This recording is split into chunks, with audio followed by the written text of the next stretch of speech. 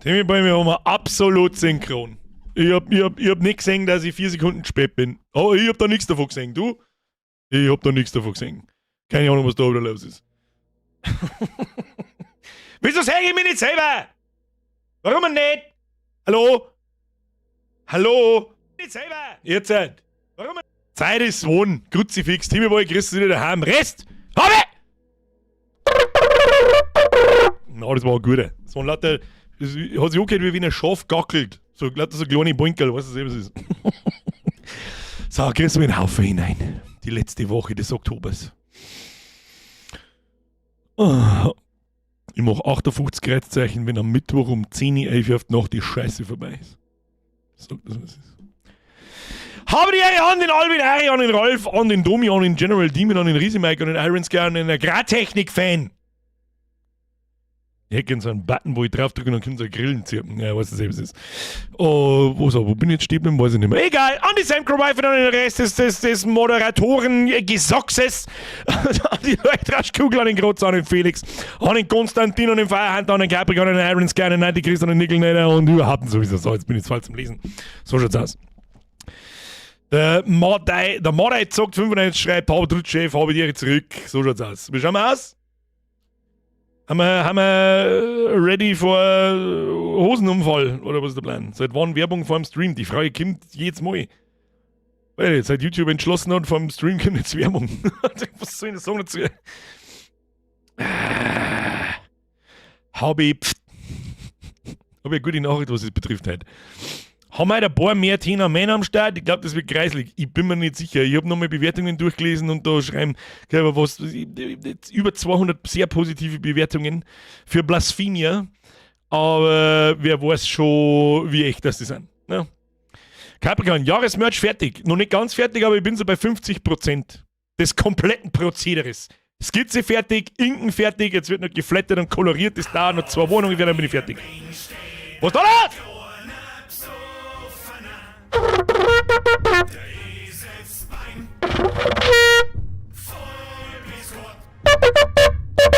Da war Hickert! Fridolin! Auf das warte ich schon lange, dass du in den Squad eintrittst, mein Herr. Aber bist du nicht schon mal beigetreten gewesen? Ich weiß es nicht mehr. Ich mein schon. Fridolin, jetzt wieder Mitgliedschaft. Welcome to the Squad, so schaut's aus. An alle anderen, die da oben schon wieder mit Geld anschmeißen, warten wir in Zukunft 3 Minuten. YouTube zeigt schon wieder nichts so. Kirchmatzen, merci für einen Monat. Wurstsalat, Gletscher, Bries und Birger, was will man mehr? Athena Pro Game auf dem Kopf. Herr John spielt, merci für 37 Monate. Zampball, merci für den 10er, letzte Woche schon wieder. Wo ist die Zeithitze fix? Das ist ja... Ich denke mir, du, in 3 Tagen ist der Oktober vorbei. In 3 Tagen ist fucking November, Alter. Ich sitze da und denke so, hä? Wann, wo? Wann? Wir? Pelo, merci für 42 Monate. Zum Einstieg des heutigen Streams und Abschluss des Horrormonats bitte googeln Dimitri und Natalia. Muss ich das jetzt machen, oder was? Mord am Mittwoch. Dmitri Bakschew und Natalia Bakschew, ein Ehepaar aus Krasnodar, wurden beschuldigt, eine einheimische Frau getötet zu haben. Gerüchten zufolge sind die Bakschews auch für eine Reihe von Morden und Kannibalismus verantwortlich. Das Paar wurde des Mordes für schuldig befunden und 2019 inhaftiert. Aha, okay. Na, das googelt man lieber nicht weiter. Das ist nix. So, aber ich habe jetzt da wieder reingeschissen, währenddessen ich nicht aufpasst habe. Kruzifix nochmal. Herr Opa, merci für den 5er. Mein Meiker, merci für 61 Monate. Spegmeister, merci für den 5er. Polterbar, merci für 31 Monate. Florian, merci für 78 Monate. Bald 80er, ja, servus zurück. Tobi, merci für 30 Monate, der zusammen. Zeitung ist reichlich vorhanden. Das ist, glaube ich, heute auch ordentlich notwendig. Ich in meinem jugendlichen Leichtsinn habe vergessen, dass ich Tina Programmer herrichte. Ja, da ist ein Teil davon. Das klang überall hin. Raul! Merci für den Ziel. Zum zweiten Mal in Folge live dabei, was da los? Hashtag Prio. Ja, Prioritäten sitzen. Reachman, merci für 18 Monate. Kuss auf die Nuss. Ihr chillt jetzt auch Knierscheiben. Ich muss euch heute nämlich nochmal belästigen mit kauft einen Scheiß.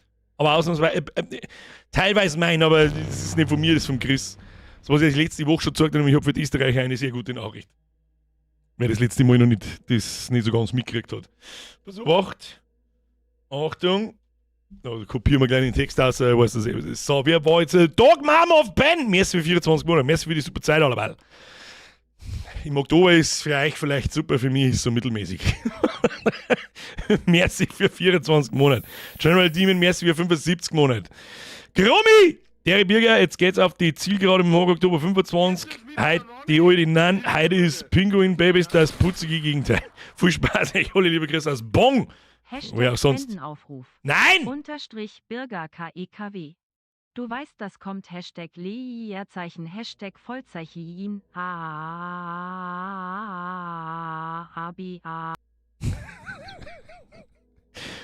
Schaut mal auf Leerzeichen und Vollzeichen. Ist der neue Shit. Ab jetzt. Hab ich gehört. Nein, kein Merci dir. Schluss mit der Scheiße jetzt. Herr Anonymous, Merci für 44 Monate. Sie haben es zusammen, Sie haben es zurück. So, Ruhe jetzt. War mal. Ist der Fanboy heute auch da? Ich bin mir ziemlich sicher, dass der Chris auch da ist. Ist der Chris da? Chris, hallo? Wo? Du musst übrigens parallel, wenn ich wieder verkack, alle Einzelheiten aufzuzählen, dann musst es du sagen. So, jetzt passt so, macht Freunde der Sonne. Schluss mit der Rumdonaterei. Lasst euch gerne mal im Geldbeutel drin und gebt es woanders aus. So, es gibt was. Einige kennen es schon, einige haben wir schon bestellt, aber zweimal habe ich dem Chris versprochen, dass ich es ausführlich im Stream herzeige. Und heute ist das zweite Mal. Schnutschi, schöne Grüße in die Schweiz. Ich hoffe, da bin ich noch richtig. Mit Schnutschi ist aus der Schweiz. Die beste Medizin ist immer noch die Bürgermedizin. Und nun bespaße ich uns. Grüße aus der Schweiz. Nein, erst gehe ich euch mit Werbung auf den Sack. Die ist eigentlich keine ist, weil ich hab nichts davon. Aber weißt du, was ist. So, jetzt passt so. So, Schluss jetzt. Harlekin, du bist der Letzte. Merci für 13 Monate. Freunde der Sonne. Ist schon gesehen. Es gibt ein Bierger-Artbook. Heute können wir leider kein super fancy Unboxing draus machen. Das haben wir letzte Woche schon gemacht, weil es war ein Käse. Du meinst, dass ich mich hier sitze und so tue, als hätte ich es noch nicht auspackelt. Der Chris hat was gezeichnet und zwar 7 Jahre lang.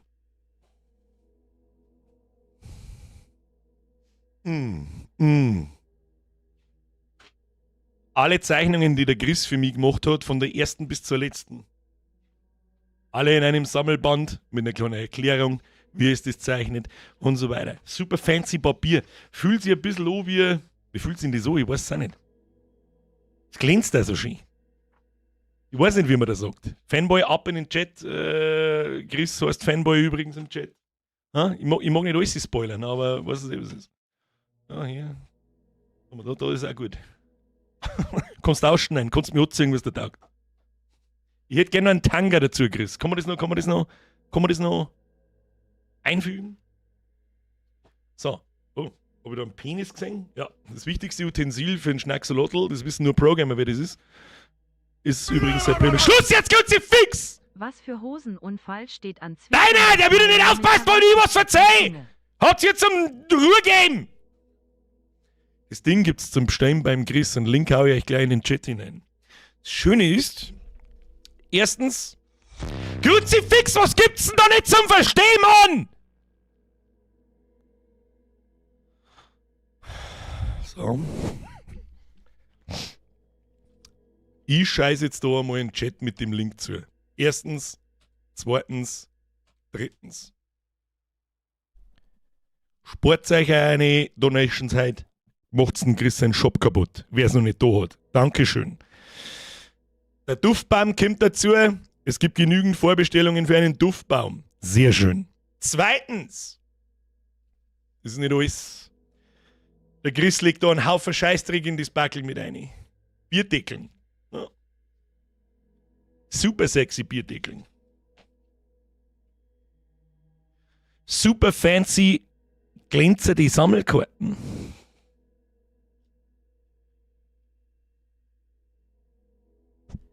Eine Donation-Check-Karten. Das wirklich eine ist übrigens auch. Ja, ist wichtig. Ich zeige euch bloß die Verpackung davon nicht, weil die ist noch falsch. Da macht der Chris seine eigene, hat er gesagt. Ist auch drin. Aufkleber sind drin. Und sie habe ich leider noch nicht da, weil die hat er erst mal lassen. Dann, selbstverständlich auch ein Trachtman-Info-Heftel, was für Heftel noch kommen. Und einen Artprint. Das ist wie ein Pappartikel, das Ding. Da haben wir gesagt, es gibt nur 100. Wir machen mehr. Die signiert der Chris und die signiere ich. Ja, wir machen mehr wie 100, wie viel das wir machen, sagen wir euch nicht, aber wir machen definitiv mehr. Es kriegen deswegen auch nicht alle eins, aber ein bisschen mehr. Okay? Ist das ein Deal? Was? 18? Was? Wie viel? 18 Euro Versand nach Österreich. Okay, das habe ich nicht gewusst. Das wusste ich nicht. Und der Link ist kaputt, weil YouTube wieder mal zu dumm ist, das zu trennen. So, wacht. Geht's jetzt halt? Nö, weil es behindert ist. Alles klar. Dann machen wir es folgendermaßen. Alle, die aus Deutschland bestehen. Achtung. Das ist der Link. Übrigens, wer einer donatet und nicht zugehört hat, dass ich jetzt keine Donations nicht sehen will, der hat es jetzt einfach selber schuld, okay? So. Das ist der Link für die Deutschen. Und das ist der Link für die Österreicher. Er hat jemanden gefunden, der für ihn das macht. Dass das Ding 18 Euro Versand kostet, das habe ich nicht gewusst. Allerdings kann ich es nachvollziehen, weil ich mich darüber erinnern kann, dass meine Caps im Versand ebenfalls 15 Euro gekostet haben und ich habe selber nicht mehr auf den Link draufgeklickt. Entspricht das der Wahrheit? Entspricht das der Wahrheit? Inklusive Mehrwertsteuer zuzüglich Versand. Babidi-Bubidi. Das ist übrigens der Dudes Online-Shop. Da gibt es dann für jetzt warte mal, in den Warenkorb. Sehe ich das? 18 Euro ist schon happig. Da brauchen wir nicht rumdiskutieren. Ist happig wie Scheiße. Was haben wir da? Versand per Deutsche Post. Da kostet 6 Euro. Die kann ich jetzt umstellen auf AT. Nicht auf die Schnelle. Das ist natürlich wieder ultra bitte. Also wenn das wirklich 18 Euro Versand sind, dann kann ich es verstehen. Und nach Italien, wie nach Italien.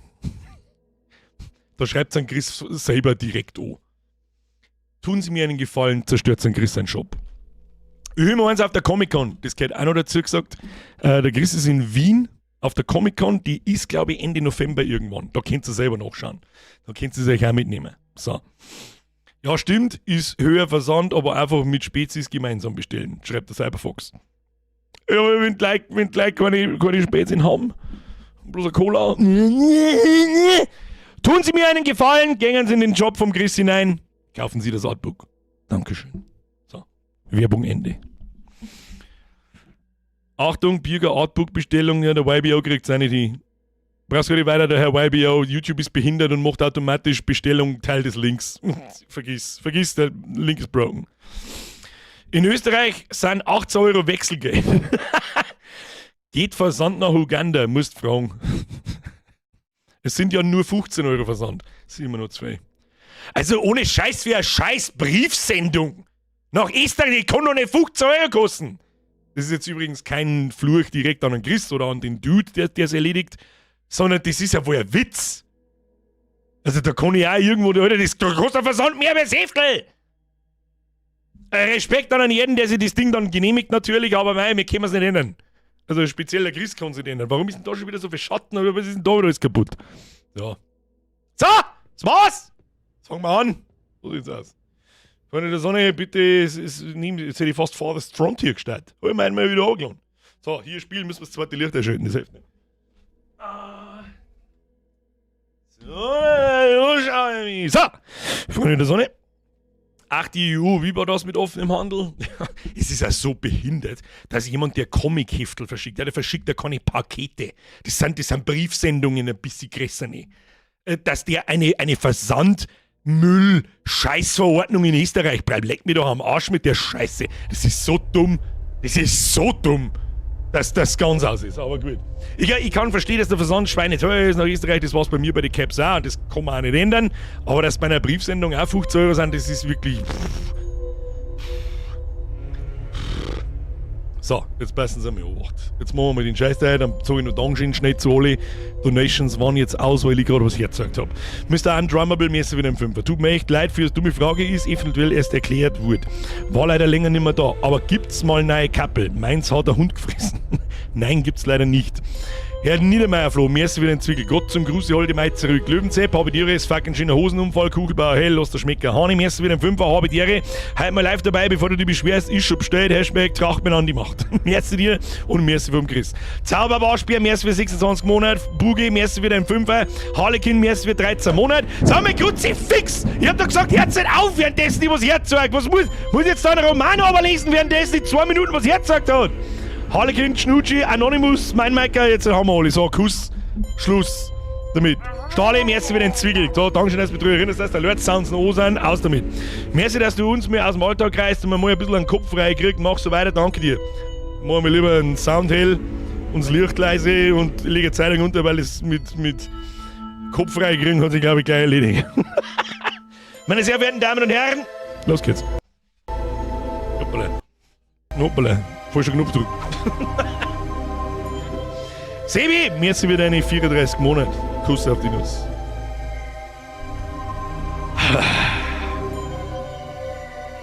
Meine sehr verehrten Damen und Herren, es gilt zum vorletzten Mal die Ansage. Bitte drehen Sie den Sound hell, das Licht leise. Legen Sie Ihre Tina Pro Gamer zurecht und setzen Sie sie am besten auf. Ich tue mein Mikrofon jetzt dann wieder weiter weg, dann kennt ihr. Verstehst? Ich tue es dann schon wieder weiter weg. Ja? Scheißt euch mal in den Dosen rein. Ob wir mir uns gleich in die Hosen einscheißen, das werden wir gleich sehen. Ich würde sagen, soll ich Sicherheitsunterhosen gleich herrichten oder? Ja, schauen wir mal. Oh, ich bin jetzt nur noch zweimal. Dann kann ich euch einfach wieder so grundlos hassen. Nice. Geht der Labello auch, oder kannst du ja drauf sitzen?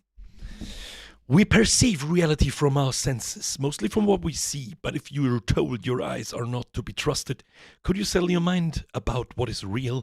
Den letzten Satz habe ich nicht mehr lesen können. So, meine sehr verehrten Damen und Herren, here we are. Tja, offensichtlich sind wir wieder mal in irgendeiner guten, in der guten alten 0815 Bude, wo es an der Decke kein Licht nicht gibt. So, was müssen wir da? Ich hab keinen Dunst. Couch schaut gut aus. Sitzen wir uns halt da mal 2 Stunden hin, schauen wir Fernsehen. Nicht? Fenster aussehen, ja, angenehm. Angenehm. Haben wir da, kann man. Oh, da kann man interagieren. Wir kommen mit. Natürlich, einen Kreisel gefunden. Twin Cross. Kann ich damit irgendwas tun oder so? Nö. Oh, das schaut aus, als müsste das da hier hängen. Schön. A cross with a beveled shape used to go here. Ja, Bruder, ja, da hab ich doch gerade. Tobi! Mir ist wieder ein Zwiegel. Der ist Chef, der ist Tobi. Was haben wir da? Research Scrap. Ich versteh's nicht ganz. Oh, die guten alten Tabletten haben wir auch dabei. Ja. Fressen können wir es wieder nicht.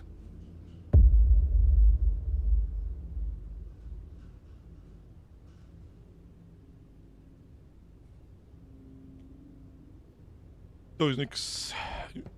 Wir kommen ins Inventar. Lass mir erst einmal Sachen machen. Game. Da gibt's ja keine Controls!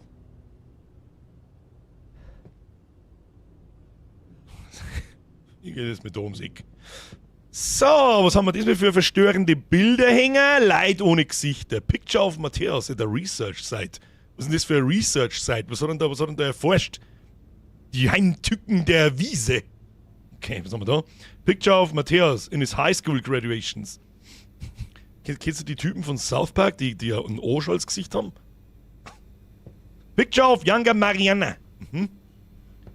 A picture of Clara at the age of 2, 1999. Wedding Day, Mariana und Matthäus, 1994. A picture of Clara at the age of 4, 2001. Was ist da wieder los? Ulfric! Bin gestern 30 geworden, gratuliert mir, huldigt mir. Du sagst es wenigstens direkt. Alles Gute zum Geburtstag. Und auf den Jahresmerch hast du es auch geschafft, du fetter Vollidiot. Was haben wir da? History Diploma of Matthias Hoffmann, University at Sao Paulo. Wo haben wir da schon wieder? Wo ist denn Sao Paulo? Weiß nicht, Brasilien oder irgend so ein Scheiß. Sounds. Key gefunden. Parents Bedroom Key. Den nehme ich gleich mal mit. Ja, wir haben alles schon durchsucht, haben wir noch gar nicht angefangen. Haben wir noch gar nicht angefangen. Kann man das Wasser aufdrehen? Nein, was ist denn das? Oh! Haben wir noch einen Pick-Schlüssel? Straight out of Resident Evil. Haben wir da, kann man da was auf und dann kann man nirgendwo was aufmachen. Machen wir auf jetzt da! Was steht da? Someone left a note saying, I'll be late, order pizza. Geil. Pizza! Give me the pizza. Ja, freilich ist 2 Minuten vor 2, wie was auch sonst. Was haben wir da? Research Scrap A. Das Heft ist ein Scheißdreck. Lass mir die Schulern auf, damit ich weiß, damit ich da schon war. So, wir machen einfach. Ja, genau, wir haben. Ja, natürlich ist dazu gesperrt. So, ist die Bude nicht größer wie das da und jetzt muss ich da hintricken, oder was? Was wir hinten, aber was seht ihr das überhaupt, was da hinten los ist? Jemand Conjuring 2 gesehen? So, machen wir was so. Armor Infinito is written. Infinite love on the wall. Haben die da Twister gespielt? So, was haben wir da? Ja, natürlich. Picture of a young female. I can't read the description. Freilich, das stellen wir uns im Flur ein. Das ist schönes, das ist schönes. Picture of Matthäus und Clara. Happy Times. Picture of Matthäus und Clara. Happy Times. Was ist das da? Das ist ein Van Gogh. Nein, ist er nicht. Was haben wir da? Sao Paulo, 15. September. Aspiranza si bubidi babidi. Dankeschön, übersetzt. Nice. Dear Mr. Matthäus, about your complaints of the sun power outages, I regret to inform that until present date we weren't able to identify the root cause. I know this has been a hassle.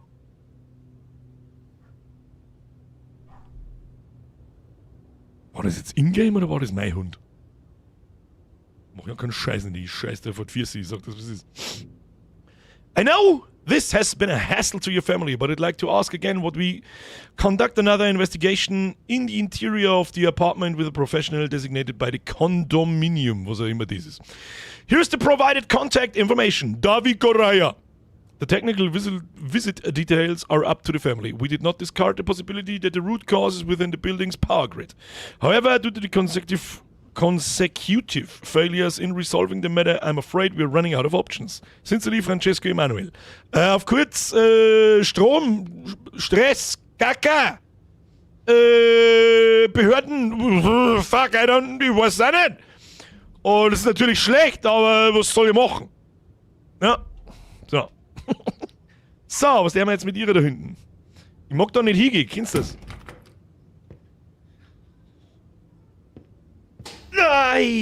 Ja, fuck off! Warum hänge ich mir das in die Bude? Hä? Sag! Wann ist der Zeitpunkt? Oh, ich bin live! Oh, wir haben eine 2-jährige Tochter! Wow, ich habe eine Idee!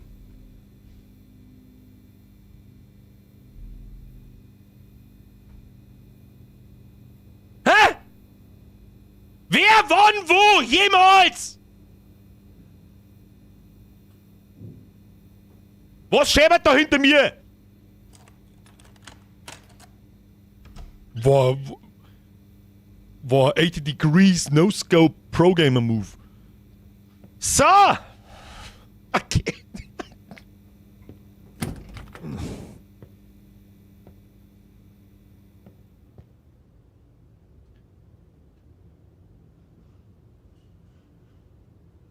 So, jetzt drehe ich wirklich durch. Da hat jemand gerade Cornflakes gefressen? September, 15 Jahre, Clarinja. Okay, passt.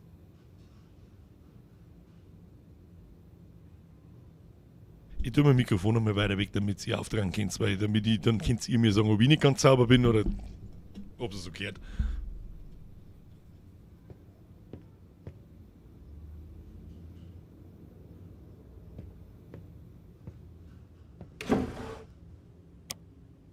Keypad 1.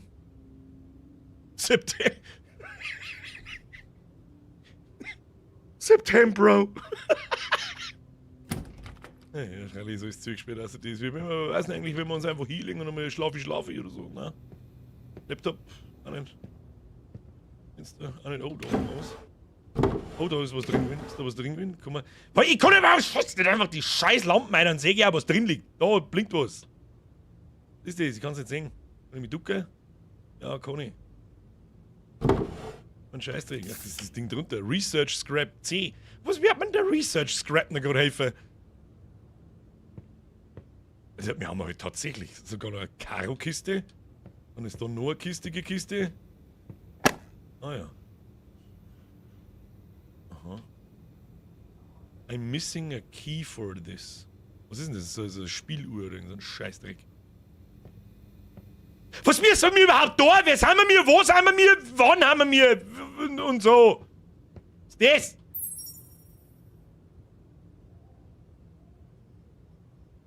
Collectible. Ja, das ist der mal aber. Das ist gut. Ornated Cross. Sehr gut. Ich räume das ganze Zimmer aus. Das darf man umziehen. Das ist wieder so ein creepy Ballerina-Ding, safe, schreibt der Timbo. Da war die Befürchtung, ja. Da kann man da irgendeine Schublade aufmachen, ne, so. So, den soll man auch noch blödeln, ich weiß ganz genau, dass nur Scheiße dabei rauskommt. So. Kann man das aufmachen? Nö. A tragédia aconteceu na meia-noite de quarta-feira. A esposa havia chegado tarde do trabalho e estava visivelmente irritada. Segundo testemunhas, uma discussão fervorosa entre pai e mãe aconteceu minutos antes do assassinato brutal. Os passos da vítima lutando pela sua vida eram acompanhados pelos gritos do pai, repetidamente a chamando pelo primeiro nome. A única filha do casal interviu na altercação e acabou pagando um preço muito caro. Relatórios sugerem que antes de atirar a própria filha pela janela da sala, o pai quebrou os braços e pernas da esposa. Antes que ela sequer pudesse gritar de dor, estrangulou o seu pescoço. O corpo da mulher foi encontrado ainda naquela noite, dentro do refrigerador da cozinha. A filha morreu no momento do impacto e o estado do corpo sugere que o pai a tranquilizou, alegando que tudo não passava de um jogo. Enquanto estava com a guarda baixa, foi empurrada de surpresa para o seu fim. Relatos de vizinhos ressaltam que a relação entre os membros da família não era boa. Era cotidiana a rotina de discussões que frequentemente acabavam em brigas. A filha era introvertida e não conversava muito na escola. Nos seus pertences pessoais, a polícia alega ter encontrado materiais que sugerem interesses macabros. Outra família em uma cidade vizinha teve um fim trágico no mês passado. Um homem teria utilizado uma arma de fogo para assassinar sua esposa e os 2 filhos mais novos. Em ambos os crimes, os autores eram pais. A polícia afirma que não há relação entre os casos. Irgendjemand hat wieder irgendjemanden umgebracht. Irgendwo, keine Ahnung. Seefliegen. Seefliegen. Schön, dass du dir selber... Oh, leck, Alter, ist mir jetzt Gänsehaut gelaufen.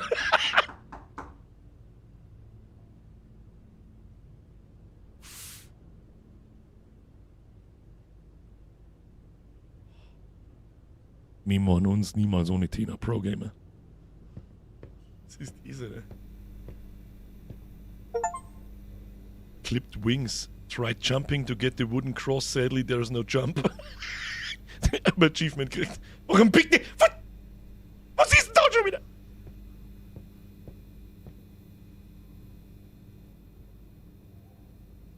Matthias Hoffman, the family is well, thanks for asking. I hope your wife and daughter are going well too. I'm surprised with your interest in archangels. Is that an archangels? Usually Michael is the one who's portrayed as a warrior, but this doesn't imply that the other archangels cannot fill the role as well.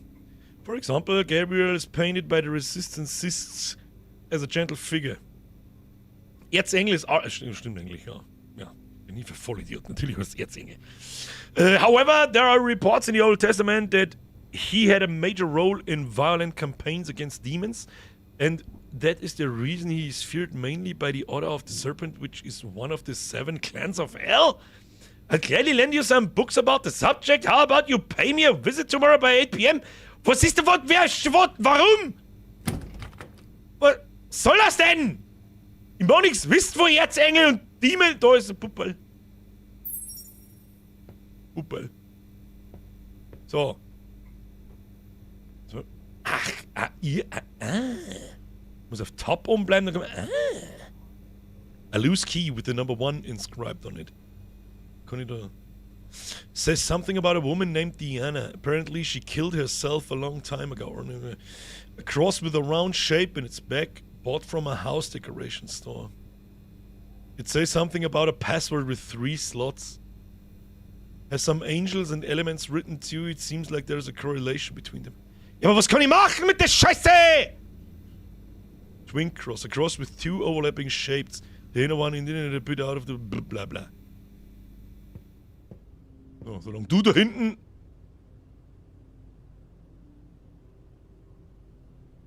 Sitzt da in dem Zimmer das Licht gegangen oder habe ich mich täuscht?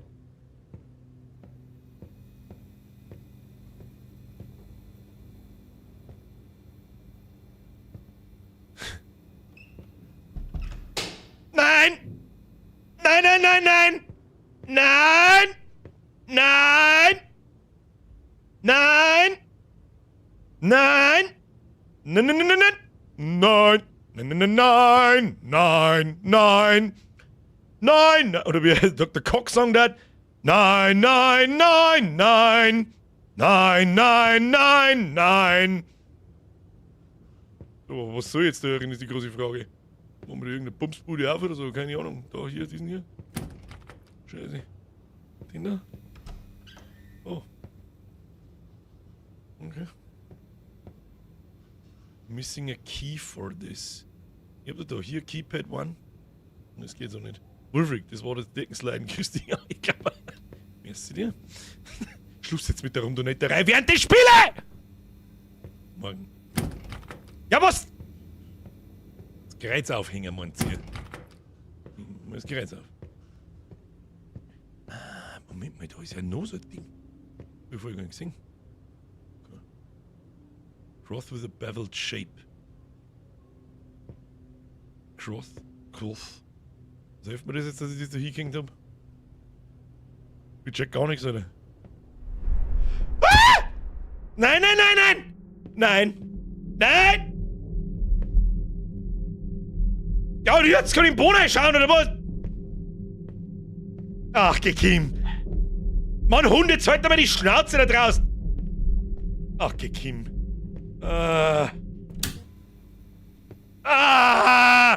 Danke, du! Danke, du! Was ist da jetzt für ein Letten an der Wind? Was ist noch Letten an der Wind? Die war vorher nicht da. War die vorher schon da?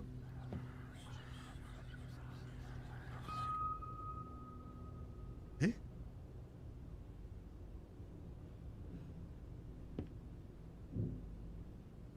Verstehe ich nicht. Aber es hat so ein bisschen nach einem Zwarer. Was ist das wieder? Would like to report the student Clara. Wo kommt denn dieses auf einmal? Ist das vorher schon da unten gelegen? Clara Fernandez Hoffman, enrolled in 9th grade, class 200, was suspended for the period of 7 days, counted from 19 blah blah blah September due to violent behavior against another student, which represents a serious violation of the school regiment. We'd like to request that the parents are responsible meet us as fast as possible for further discussion of the case. Aber jetzt das ist unsere Tochter? Okay. So. Verstehe nicht ganz. Wir müssen da aufhören, wir brauchen das Kreizel. Oder gesehen. Die Frage ist, wie wir das anstellen.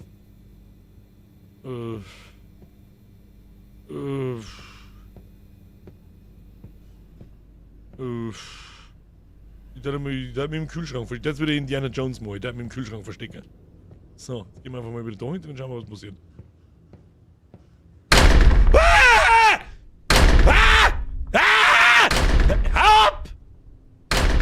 Ich geh. Telefon. Telefon. Ring, ring, ring, ring, ring, Motherfucker. Hast du nicht noch ein Kreuz? Ja, ja, aber ich kann die Items nicht auswählen, aber ich brauche ein bestimmtes Kreuz für diese Stelle.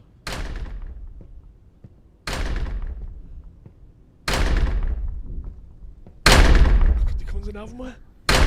Ach ja. Ah! Oh Gott, hör auf! Okay. So, jetzt ist die Bumsbude auf, okay. Oh, es ist im Mag nimmer!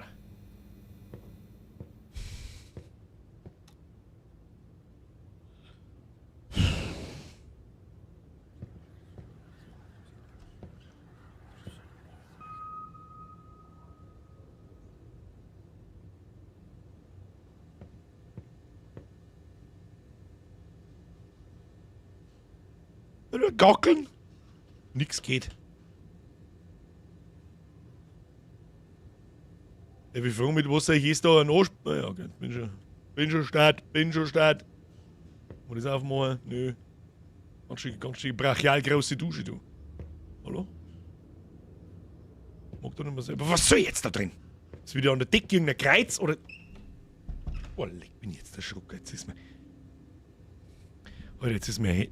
Ich hab ein Kabel am Headset und dann ist da immer so aufgerollt. Und das liegt da meistens auf meinem Schoß und das ist jetzt runtergerollt und hat mich irgendwo peinlich berührt. Ich hab mir nicht einen Schlaganfall. Mal da irgendwas tun? Ne?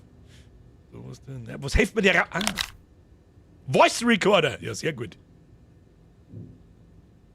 Gut, so. Und dann muss irgendwas gehen da rein. Wie die Alte steht vor der Tür, dann krieg ich einen Vogel. Hallo? Hallo? Ui. Was hilft uns jetzt der Voice Recorder? Heimlich berührt, so. Ich hab nicht gesagt heimlich, ich hab gesagt peinlich. Sonst noch was nicht mehr da? Ne. Schublade neben dem Bett. Hab ich schon. Aber die Bude ist ja jetzt auch wieder oft da.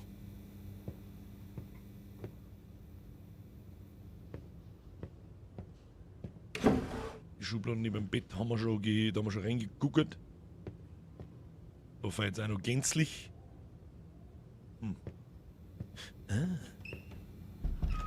Dry. Ich nehm die nicht mehr dry. Ah! Hör auf!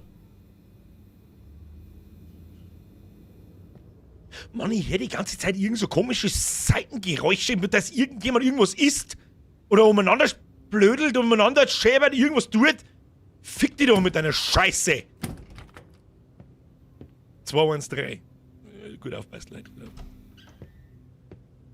Immer maximal weit weg von der geschissenen Hurendier. So. Irgendwas ein Glasl zu Brot. Alles Brot. Tippen wir auf Kich.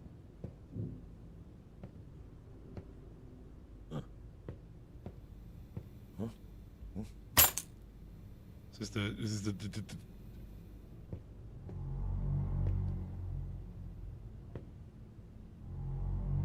Nein, nicht! Hör auf! Okay, ich habe die Alte wohl etwas unterschätzt. Oh, Dangaru.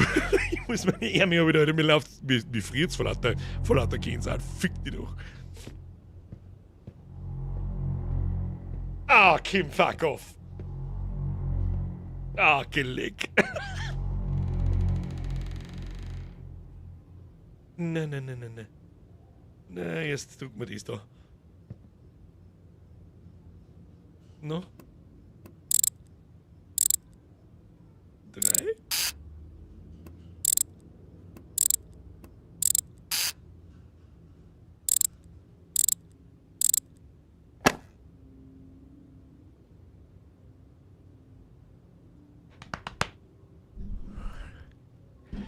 Keine Ahnung, was ich gemacht habe, aber absolutes Pro-Gaming, meine Damen und Herren.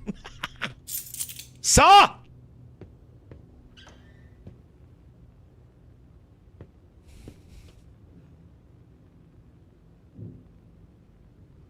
I can't use to keep it while there's keys missing. Brauchen wir noch 9. Ah! Hacke, fuck you! Hacke, hau ab! Hacke, Kim! Ah, was für ein Schlüssel haben wir? See an Ace key. Ace seems to open something important. The stone in... Ah, Kim, fuck you.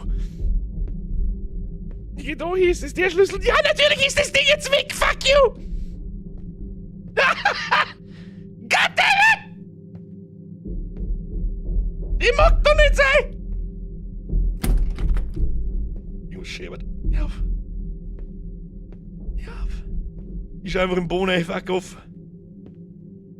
Ich schau in den Boden, ey. Bitch. Mit der allgemeinen Pro-Gamer-Taktik in den Boden hinein zu sehen, ist ja gar nicht mehr so cool. So, irgendwas bei. Ist das Ding gewesen? So, einfach so in der. Ja, schau. Yeah, ich sag da nur Progress, Kinder. Ah, Infestation. Die Frage ist, was. Ô filha, o pai pediu pizza. Pizza, Bullet! Pega pedaço, vai.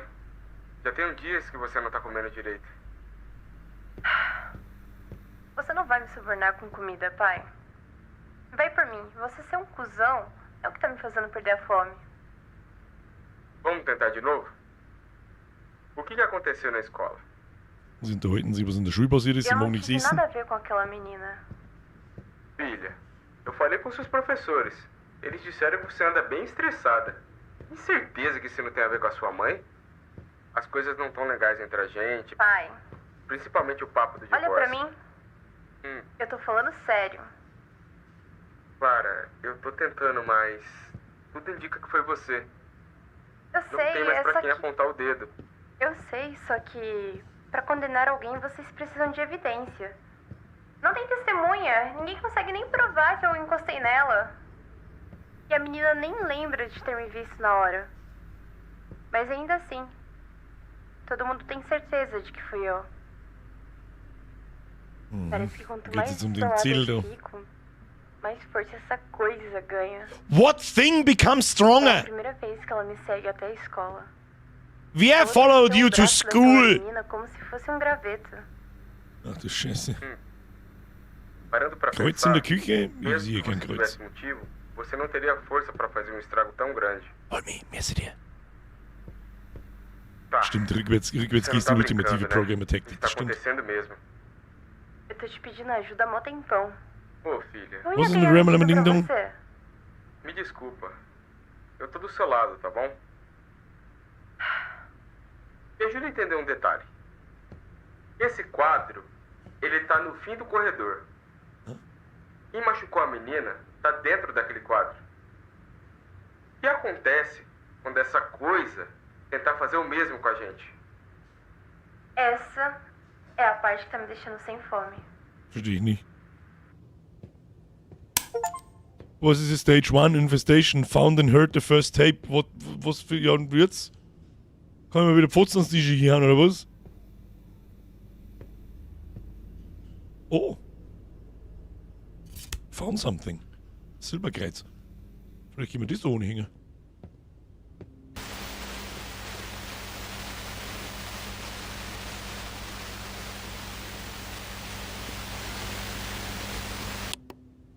Schluss damit. Schluss! Schluss damit, das Kreisel, das, was wir gerade gefunden haben, das geht auch nicht ohne. Na, wieso ist denn jetzt Toiletten im Bad? Im Kleiderschrank schimmelt's auch!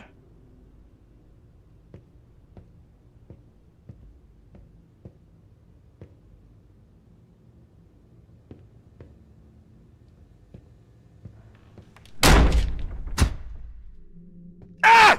Ah! Nein, nein, nein, nein! Nein! Nein! Ich möchte das nicht! Ach komm, leck mir doch am Arsch!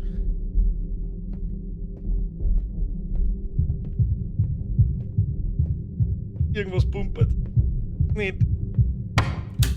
Nee, ah!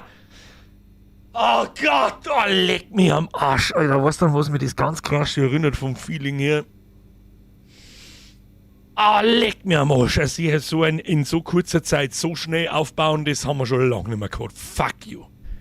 Fuck you. Ah. Wooden Cross. Was soll ich damit? Das geht auch wieder nicht. Was soll ich mit den ganzen Kreuzeln, gute Frau? Geht das auch nicht, bitte. Na. Ach. Ja, und jetzt kann ich mir wieder Fotzen ans Tisch hauen. Das ist wirklich der. Nicht From This Day, wie hat's denn geheißen? Irgendwas mit Devil. Ist ja wurscht. Eins der ersten Indie-Games, die wir überhaupt gespielt haben vom MIK. Das hat genau denselben Flair gehabt. Du bist bloß in dieser geschissenen Drecksbude. Und es ist einfach nur. Ansonsten kann ich da herin nichts tun. Die scheiß Lettnerbahn hilft mir nicht weiter. Einfach nicht, ich fick nicht. So, wir brauchen immer noch den Niner Key, damit wir da einige. Da schimmelt's drin! Wird sau schimmelt's drin. Warum ist dieser vor mir? Oh, wissen wir nicht. Das ist Karo. Rein. The Devil in Me. Ich weiß nicht mehr wie genau, wie es geheißen hat. Sag ich, wie es ist. Beast Within? Nein. Aber kannst du Devil in Me gewinnen? Da waren wir auch bloß in einer so einer kleinen Wohnung eingesperrt und die waren noch nicht mehr recht groß. Oh. Inferno? It's written Inferno on the wall, but it's missing 3 letters. Where have I seen them before? I, N und F. Hä?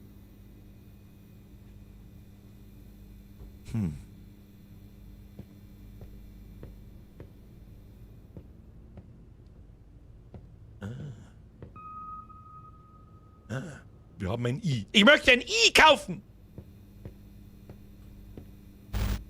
Oh nein, nicht. Pfft. Los dein Pfft. N und der F brauchen wir noch.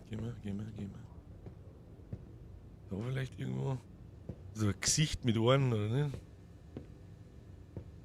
Nadine, nicht spoilern. Lass mich einfach spulen, bitte.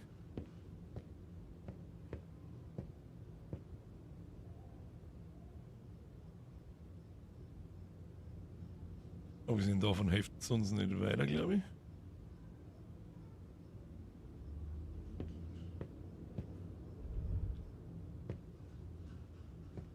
Ne, wo kann man nur Buchstaben sehen? Also dieser Spiegel sein, da weiß man nicht. Nummer von dem Infinito ist eigentlich ein guter Punkt, weil. Ah ja. Ne, müssen wir so einzeln noch mit dran. Ja, ist schon recht. Ja, guter Punkt, da war jetzt nicht drauf. Ich hab mir jetzt nicht. Was war denn das? Was hat jetzt da so ein bisschen. Nichts passiert. Kleines F, ganz schnell. From the Darkness! Ja, Hammer, dankeschön, genau das habe ich gemeint. Ah!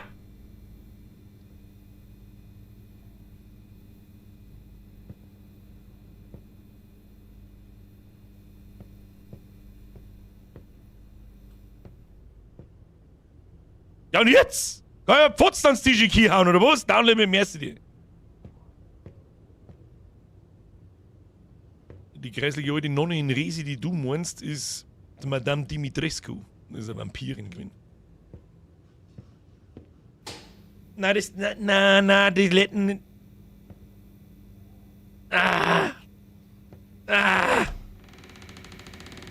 Nein, nicht! Nochmal!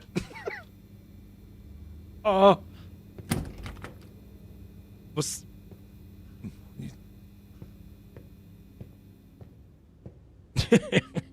Das, was der Timbo sagt. Madame Dimitrescu ist die Dicktipp für die. Richtig. Please sit on my face. Was du jetzt? So, jetzt pass auf. Inferno. Oh, mach, dann geht da hinten die Bumsbude zu. Jetzt gehen wir mal nochmal ins Bad rein. Es ist immer so eine. Wir müssen halt eine Sache nach der anderen irgendwie triggern. Wooden Cross, Silver Cross, Voice Recorder, Scrap Twin Cross. Die ganzen Kreuze am Mann für mich noch keinen Sinn. Schaut beim Fernsehen wieder ein.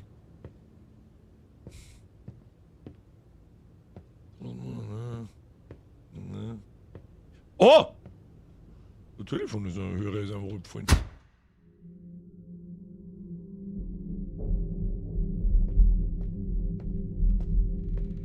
Ich höre genau, dass da hinten eine Tür aufgeht. Fuck off. Ich hab's genau gehört. Fuck off. Ich schau gar nicht hinterher.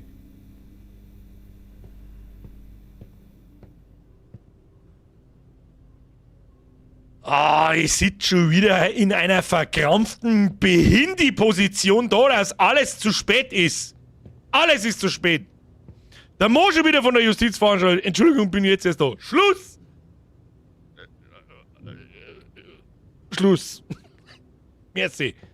Irgendwas in der Welt ist auch Schluss. Kann ich jetzt da wieder aufmachen? Nein. Was ist denn dann wieder für eine Bumsbude aufgegangen? Ich hab doch irgendwas Knagerzen gehört. Duschen offen oder was? Oh. Collectible. Gefunden. So. Wir finden es weiter, wenn wir uns ins Bad einsperren. Wir weiß mit einer schweren Sicher. Leben mir für den Zwilling. Schluss jetzt mit der Donetterei während dem Spiel. Grütze, fix. Kann man einfach einen Namen in den Telefonhörer nehmen, oder?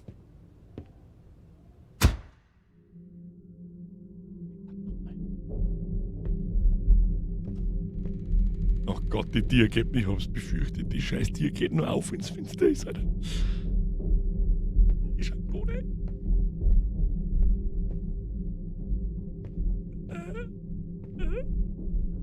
Was soll ich machen?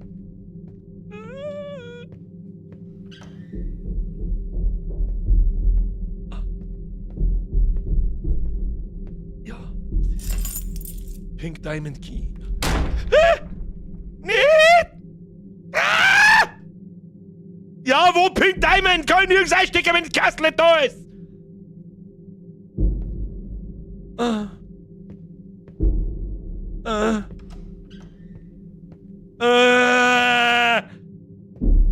Ich möchte das nicht! Ich schau einfach gegen den Wind! Geh weg! Wo muss ich hin? Ah! Also ohne Scheiß, Kim. Leck mir am Arsch!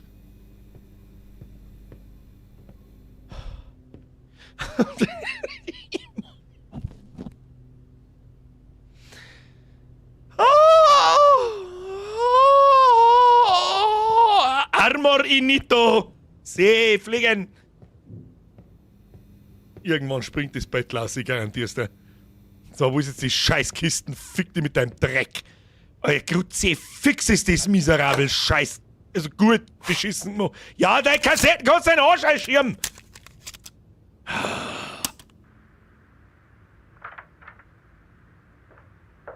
A gente precisa conversar. Ai, Matheus, nem começa. Nicht, dass euch das währenddessen anschauen müsst. Você não ia bater nela, né? O seu jeito não tá funcionando, não é de hoje. Tá, mas bater na menina sem saber o que tá acontecendo não adianta. Até porque ela não tem culpa. Ah, então agora a gente vai ignorar os fatos. Na caruda. Graxa na mão, Calma. círculo de magia no chão, rapariga com a boca na botija. Quer mais o quê? Aconteceram algumas coisas enquanto você tava fora. Deixa eu te explicar. Eu também tô vendo o quadro no final do corredor. A Clara não tava brincando. Isso começou quando? Anteontem, logo que você saiu pro plantão. Olha, eu realmente não tô com cabeça pra isso. Eu sei. Eu já tô atrasada. Tenta me acompanhar. Onde eu Cortez, tava o quando jogo você já. entrou no banheiro? No quarto dela, eu acho. Se eu tava no quarto com ela, então me explica como ela tava no banheiro com você. Como ela tava em 2 lugares ao mesmo tempo? Não tem cabimento. Quando eu escutei você gritar, eu olhei pra trás, a Clara não tava mais na cama. Eu lembro muito bem de você me dizer que essas coisas de ocultismo eram inofensivas. Eu Só sei, um mas passatempo, tipo horóscopo. eu tava errado. Olha o estado que a Clara tava. Vai me dizer que aquilo é normal? Matheus, você jura que isso não tem nada a ver com um divórcio? Quê?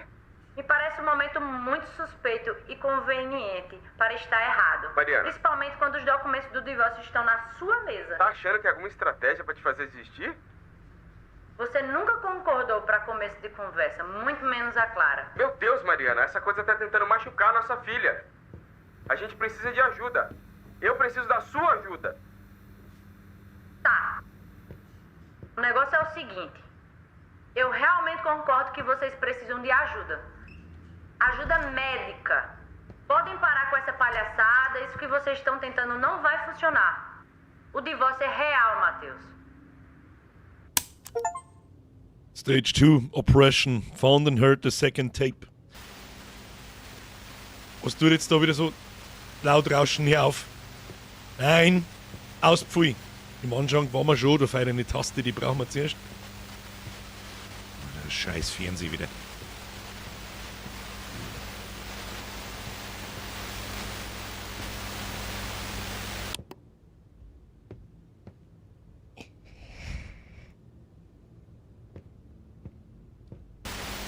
Nein!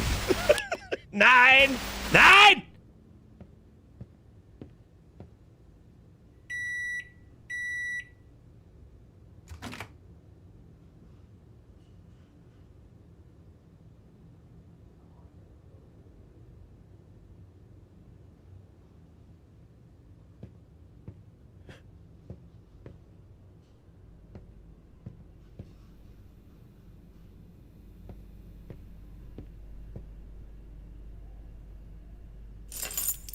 Claras bedroom key.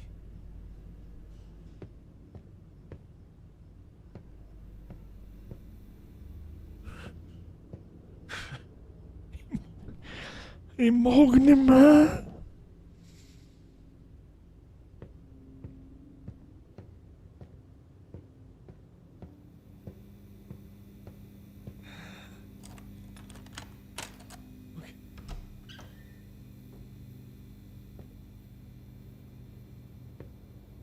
Ja, Alter.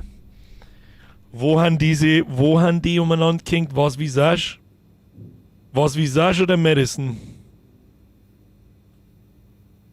Weiß ich nicht mehr. Egal.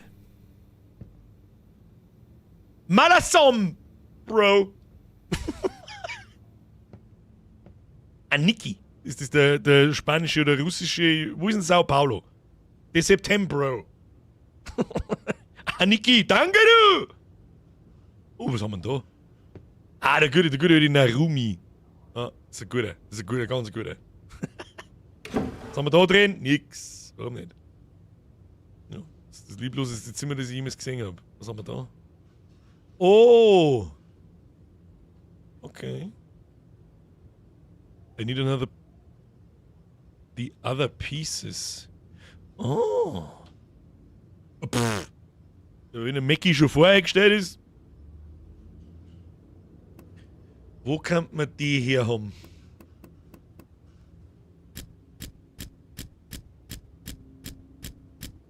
Infis nicht.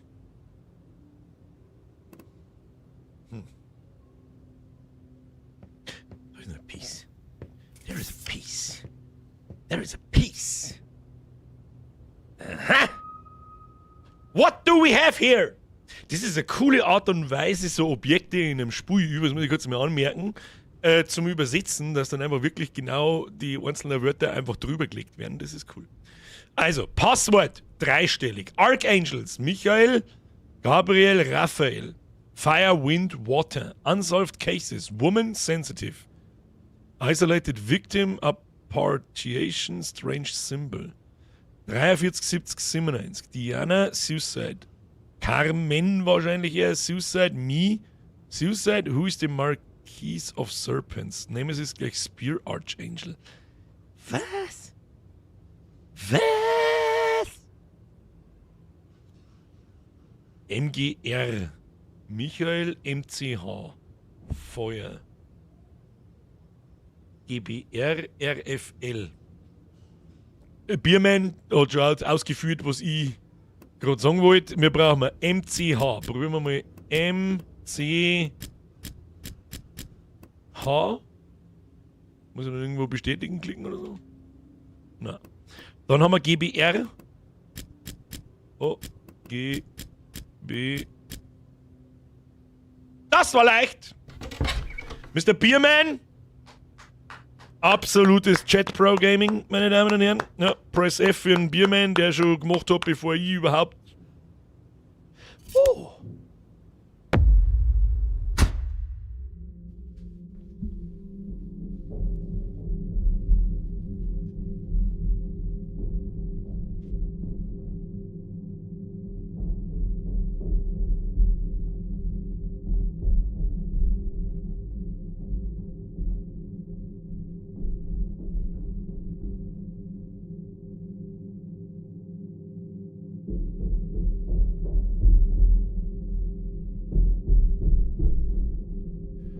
Es ist definitiv Zeit für einen Temponosenring.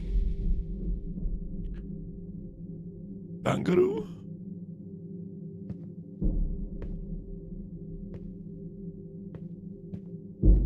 Was haben wir jetzt, was genau haben wir jetzt eigentlich gekriegt? Haben wir jetzt eigentlich da, ja, das Kreuz, gell?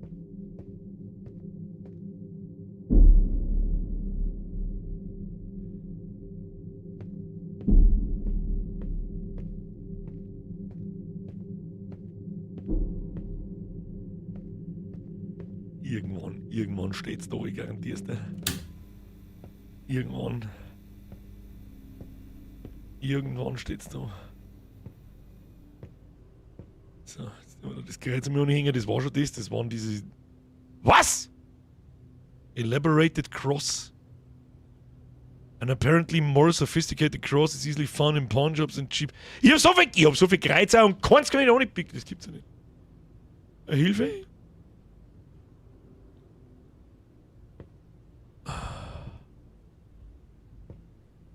Herr Berger, so viel zu deinem Flötzinger Späti. Ich muss noch Optimierungen am Nasenring-Tampon vornehmen, man kann nicht gescheit trinken dabei.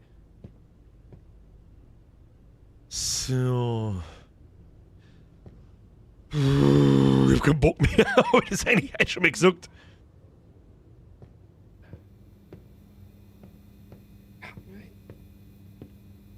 Ich kann da aber auch nicht netter hingehen, ist auch interessant. Auch interessant. Okay. So. Was helfen uns die scheiß Kreuze, wenn wir keinen Sonne hängen können? Irgendjemand hat geschrieben, Kreuz im Bad. Wo ist da ein Kreuz? Ich sehe kein Kreuz.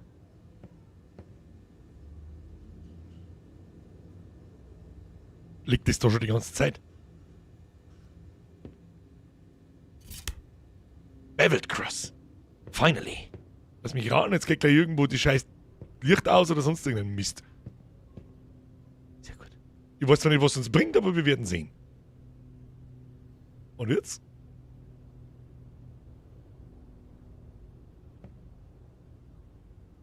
Okay.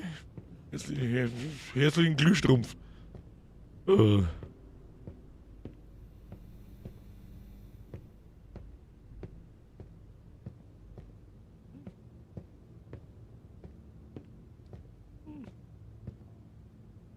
The penis bombshell. Don't use more. A name tag that belongs to a nurse named Marianne Hoffmann. Das ist unsere Frau, die sie scheiden lassen möchte, oder? Warte mal. Wird das eigentlich aufklappen? Nein, den Zettel da, den haben wir schon auf. Den haben wir schon gelesen, sagen wir es so, aber man kann ihn nicht aufklappen. Es ist ja forever 2 Minuten vor 12, weil 12 war ein totaler Chaos. Anja Malie schreibt subtiler Hinweis, das Bild im Wohnzimmer stört. Das da? Oh, was soll ich machen damit? Looks like there were things behind this wall. Maybe I can move this. Schluss damit. Ach du Kacke. A small thin cross used to go here. Warum, Mann? Warum, Mann? Was? Im Kinderzimmer am Korkbrett steht Wallach? Im Ernst jetzt? Das mag ich nicht mehr anschauen. Das heißt nicht in The Nun und in Conjuring 2 die alte. Da liegt was, da liegt was! Easy! So, um mich. Ich weiß, ich trau da kein Magnet, du Arschloch. Oh ja. So, jetzt machen wir aber immer noch die Nummer. 213! Scheiße, wir haben 4 Nummern! 5! Nee. Scheiße. 213 hilft uns nicht weiter. Brauchen wir noch irgendeine Nummer? Da muss ja noch irgendein Letten dann an der Wind sein, oder nicht? 1997? Ja, das könnte mal. Aber warte mal. Ja, jetzt weiß ich mir. Oh, da stehen ja mehr Informationen auf ihrem Ziel. 1997. Merkt euch auch mal 1943 und 1970. Warum ist denn da Letten hinter der... Warum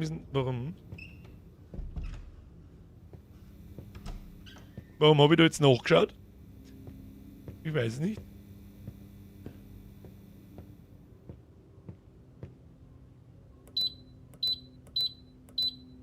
Deswegen braucht man zum Finden die Taste 1 und 9. Ist ja klar. Ja, gib mir's. Ah, wo ist die alte?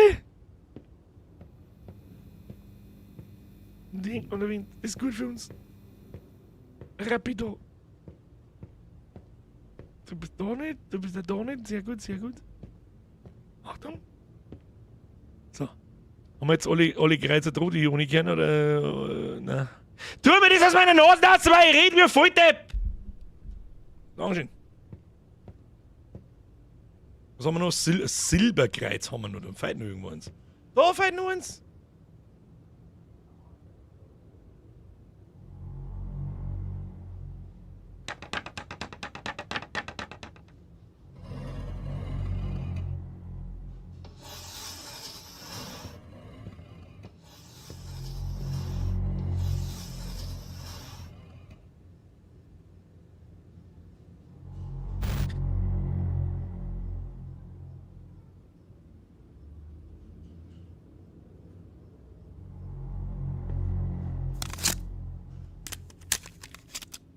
Nächstes Tape gefunden, Possession.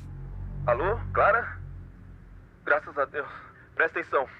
Você e seus pais precisam sair do apartamento aí agora. Vocês estão correndo sério perigo. Eu sei que tá tarde, mas faz o que eu tô te pedindo, por favor. O símbolo que você viu no banheiro, Ele é um nome de um demônio poderoso. Olha, e você ter visto esse nome significa que você é o alvo da possessão dele. Also haben wir das Ziel einer Não! Besessenheit. Eu cometi um erro. Escuta! Tudo que a Scooter! gente planejou até agora foi por água abaixo. Nós caímos na armadilha desse demônio quando achamos que os crucifixos e os símbolos religiosos estavam suprimindo seu poder. Mas estamos lidando com um dos demônios maiores. Ele está nos manipulando para parecer que estamos no controle da situação. Quanto antes vocês saírem daí, mais tempo teremos para lidar com esse demônio. Presta atenção. Vão para a igreja da praça aí perto. Ela é pequena, mas as cruzes são feitas de material específico que vai ajudar a manter a presença demoníaca afastada até eu chegar aí com a ajuda. Eu encontro vocês lá em 10 minutos, tá bom?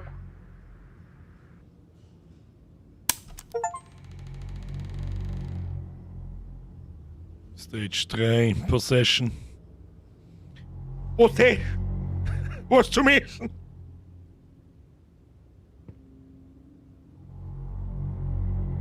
Oh, die Musik ist auch ganz furchtbar unangenehm.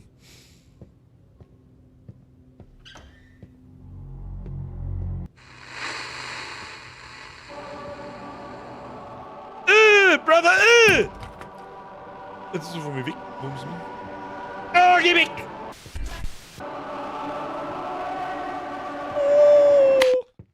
Nicht. Ah, ist das unangenehm. Kim, fick dich, wir waren dies. Hm? Oder ist die offen? Alles gut für uns? Was? Oh no. Oh no! Ah, hör auf! Was? Ist gestorben?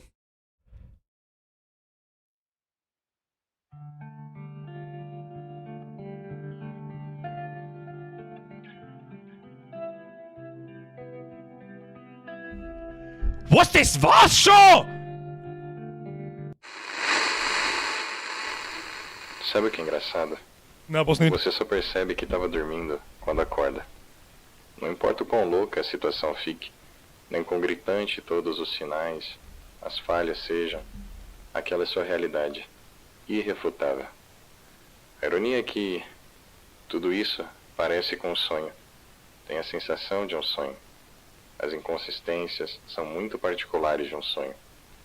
Mas você está acordado esse tempo todo. Eu queria poder te dizer quem ou o que fica te trazendo de volta. Mas eu mesmo teria que saber para te dizer isso. O que dá para te dizer é que seria muito mais fácil para você se tudo não passasse de um sonho ruim. E que a mamãe tá vindo para te dizer que tá tudo bem. Só tem um problema.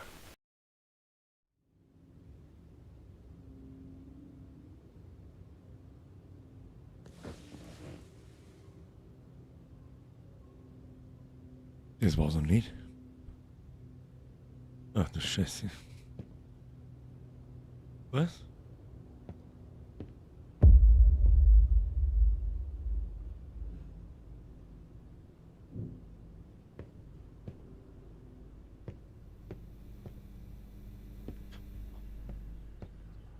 Okay, 2. Also, das Spiel ist jetzt anders, aber jemand hat schon geschrieben, es kehrt so. Na gut. Na gut, na gut. No.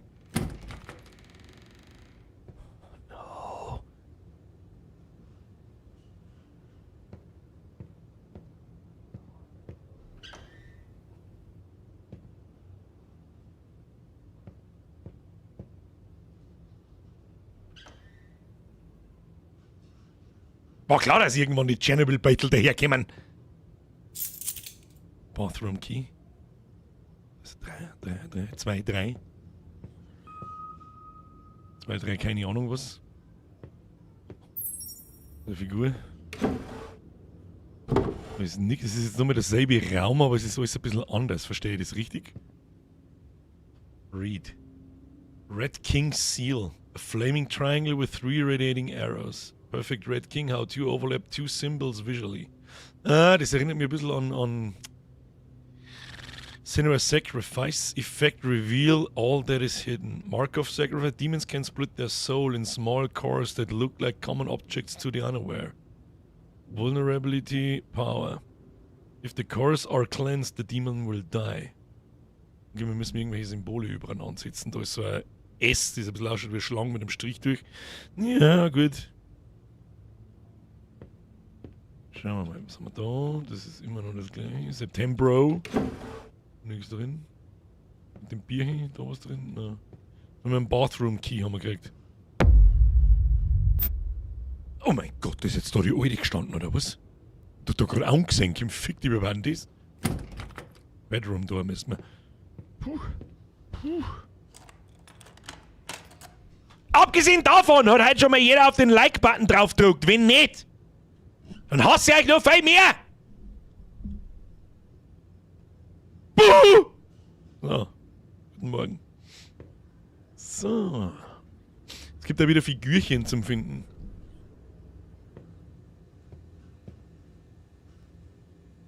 Die Frage ist, was man da erinnert. Ah ja. 2, 3, 1. Merken wir uns einmal 2, 3, 1.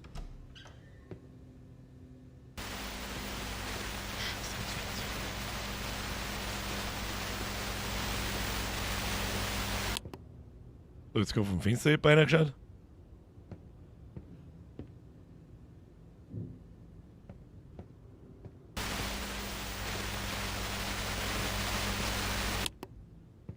Ruhe jetzt! Oh shit.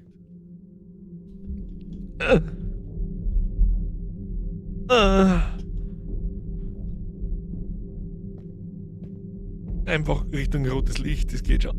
Das geht schon. Da ist nichts, da fällt nichts. Ah, Fotze. Schlüsselputzelchen, habe die Ehre, ich bin einmal wieder live. Zeit, einmal mit Zeit werden, Schlüsselputzelchen.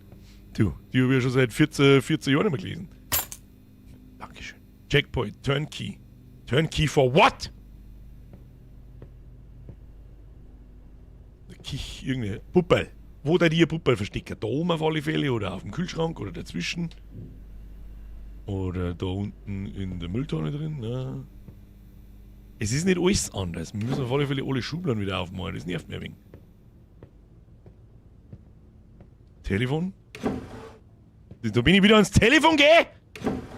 Geht der Strom wieder aus? Möchtest du wetten? Ah!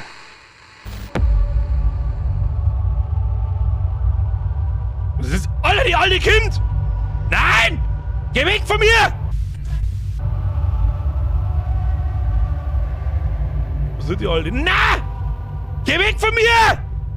Was willst du? Was wollen sie? Was? Boah, Alter, was? The first loop, you died, but somehow it's not the end. Ja, wie soll denn der? Was? Das war jetzt dann tatsächlich ein Topf. Bamse, Mann! Merci dir. Was genau soll ich mit dir? Jetzt auf mit deinem Fernsehscheißdreck, du Scheißasur! Nein, nicht. Das haben wir doch gerade gehabt, oder? Ich weiß nicht, was ich tun soll. Wenn ich jetzt wieder drauf, dann kommt die Alte halt wieder. Was soll ich dann tun?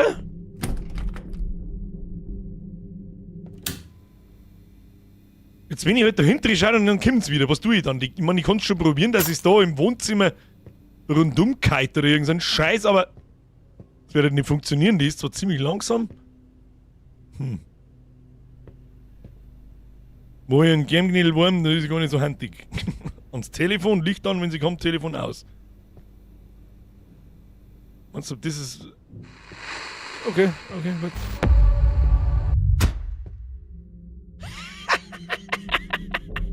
Mist, Bitchen. Oh. Ich hab die aufgekehrt. Ich gebe das ein bisschen an der Wind, dass nichts fällt. Verstehst? Ach so. Oh, Hasi! Ah! Stop it! Okay. Hallo, ich bin's jetzt wieder. Hä? Hä? GBR. Probieren wir GBR. Das ist unterstrichen. Probieren wir nur mit GBR?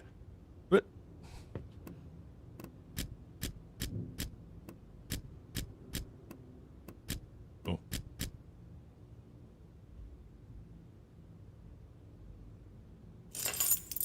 Klares Bedroom Key. Achso, dass wir wieder rausgekommen quasi. Nee, das ist richtig. Da was hinten. Ne. Sonst. Warte mal. Kann man nicht wirklich nehmen. Da haben wir noch einen Schublon. Oh ja, ich schon. Okay.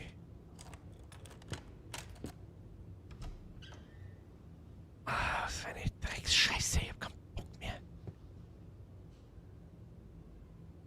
Ich seh's. Ich probier was. Weiß nicht genau, was das soll, aber. Nein, ich weiß noch nicht genau, was das soll. Hm.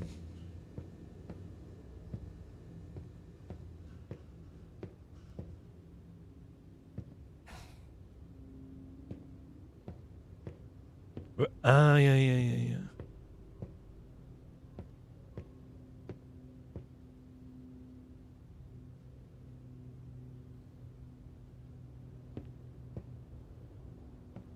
So hätte ich mir das zumindest gedacht. Vorher hat ja irgendwas. Haben wir ja irgendwas gelesen mit diesen Symbolen da. Irgendwo mehr Symbole. Nein, ins Telefon gehen wir jetzt nicht, aber geht bloß wie das Licht aus. Das gefällt mir nicht. Schauen wir mal, ob noch mehrere Symbole irgendwie irgendwo sind, die man da alleinen kann. Was vielleicht? Ne.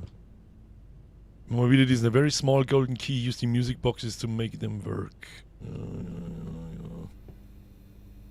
Aha, ja, ja, ja, ja, ja. Unangenehme Scheiße. Ich mag nicht, ob ich da in das finstere Drecksloch hintere. Kruzifix. Wird man nochmal den Ziel lesen von ihrer. Nicht genau weiß, was das soll.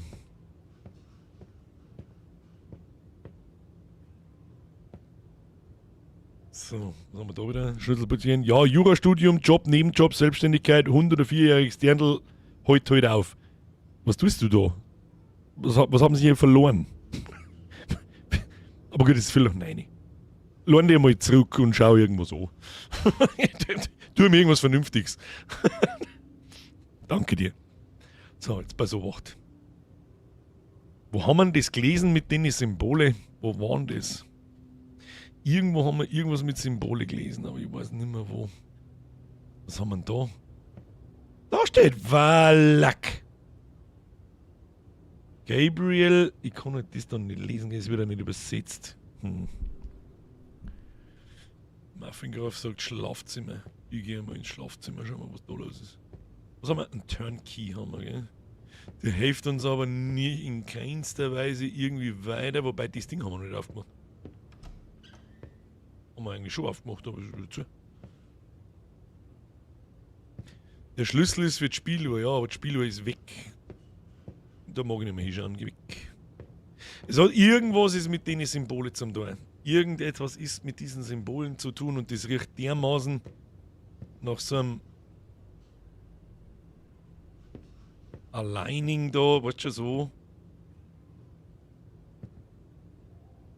Das erinnert mich ein bisschen an Senua's Sacrifice, aber ich weiß dann nicht, was dann zu tun ist. Die steht doch auf dem Sofa, oder? Nein, das ist eine Box, da brauchen wir den Schlüssel mit dem kleinen Dreieck, gell?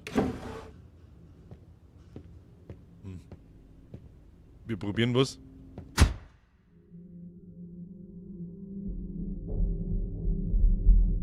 Scheint nicht zu funktionieren. Irgendjemand hat mich gerade in NX angegriffen. Finde ich nicht gut. Finde ich nicht gut.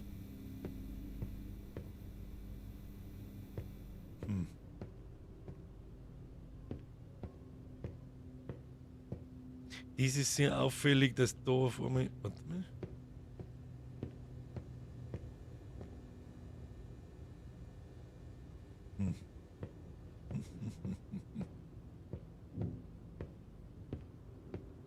Spieluhr wo?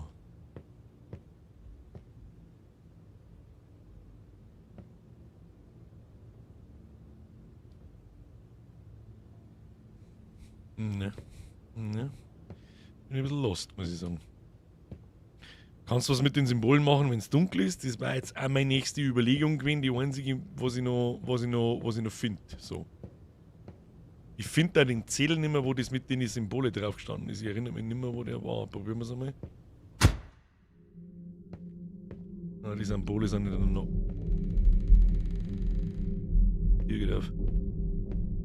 Irgendeine Tier ist aufgegangen. Was auch nicht bei.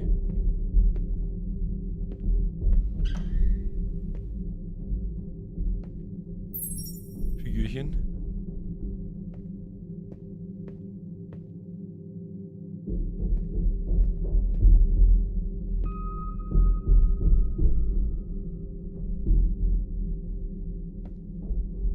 Müssen wir jetzt die Symbole finden, oder was ist denn der Plan?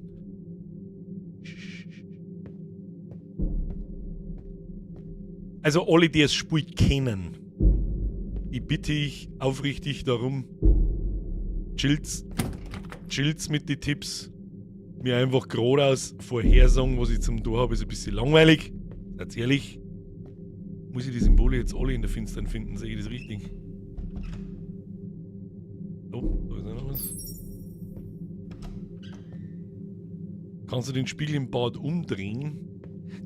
Ich denke mir schon die ganze Zeit, irgendwas muss mit dem Spiegel auch sein, wegen die Symbole da oder so, aber ich kann nicht interagieren damit.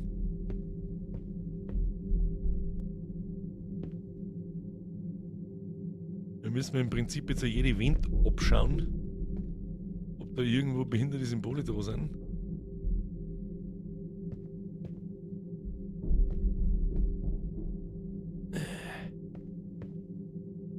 Was ist eigentlich, wenn wir ans Telefon gehen und wenn es finster, da ist noch nichts.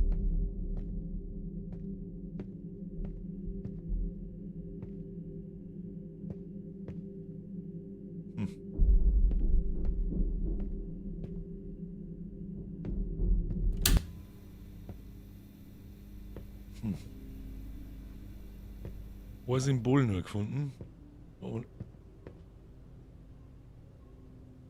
jetzt alleinen. Siehst du das?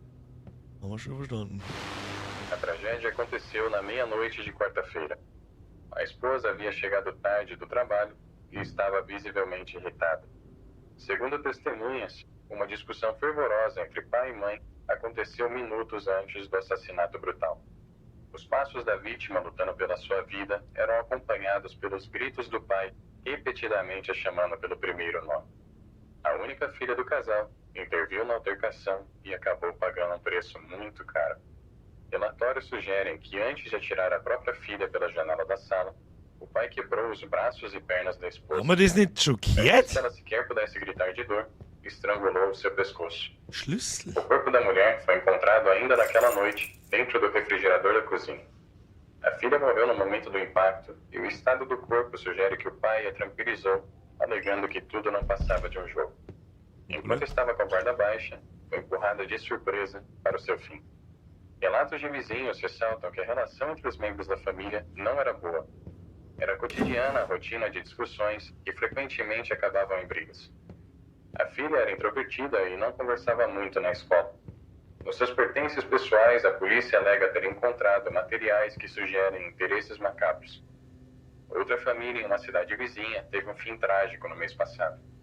Um homem teria utilizado uma arma de fogo para assassinar sua esposa e os 2 filhos mais novos. Em ambos os crimes, os autores eram pais. Interessantes Versteck. A polícia afirma que não há relação entre Das os ist ein mega Ding, was du jetzt mit dem mas Parents que há a Bedroom, was tue ich mit possibilidade de dem? existir conexão com a Ruhe jetzt mit dem scheiß Radiodreck, interessiert mich nicht. Diese scheiß Geschichte haben wir schon gehört. Ich habe das Gefühl, dass man mir mit dem Schrank Parents Bedroom Key, der ist ja off, so da rein müssen.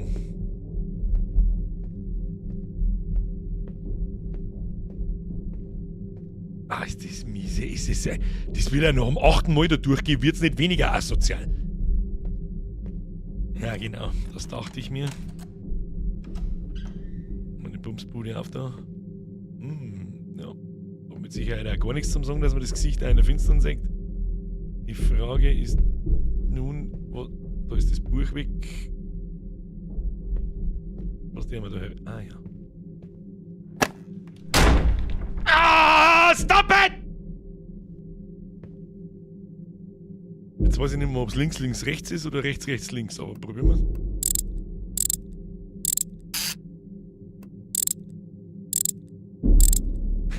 Das ist die Spieluhr-Reihenfolge.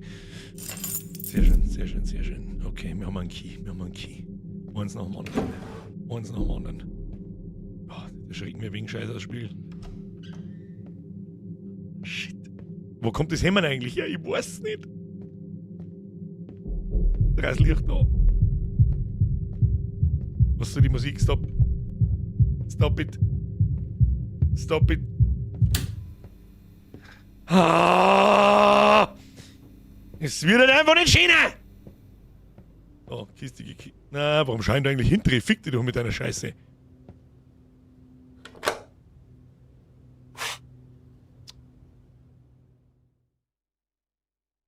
Oh, es ist tatsächlich schon 2:45. Scheiße. Was ist denn jetzt?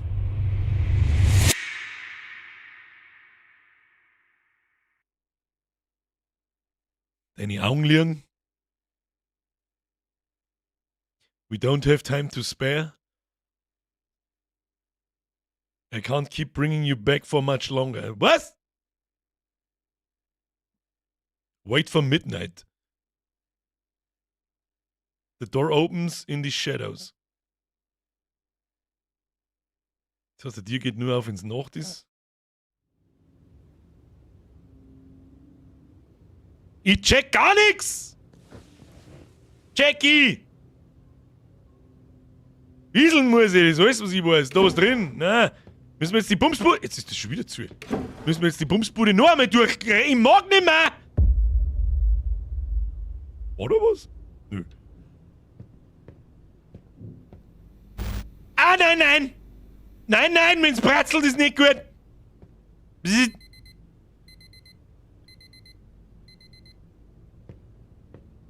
Was bibbert denn da? Ach nö. Nicht. Was hat denn jetzt der bippt? 3. Das mit den Triangle-Dingen, das haben wir auch schon gemacht. Ich nehme die Nummer 3.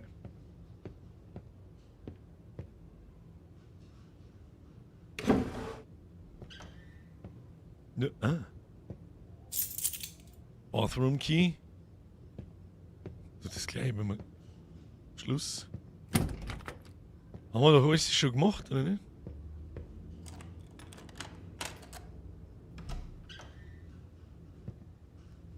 Rechts, rechts, links.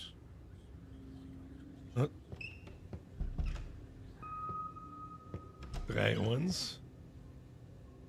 Wo war letztes Mal dann der 2er? Weiß ich einfach nicht mehr.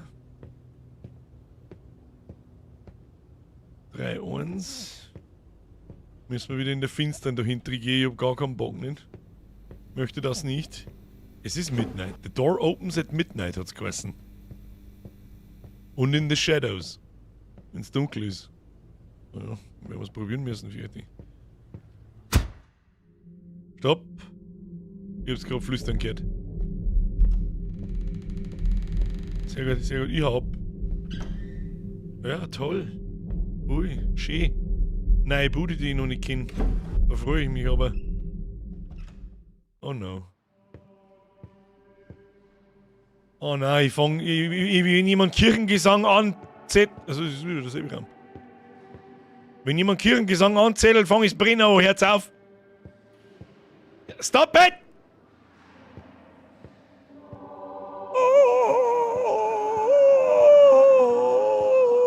Oh, Jesus Christus, Maria und die heiligen 3 Kinder.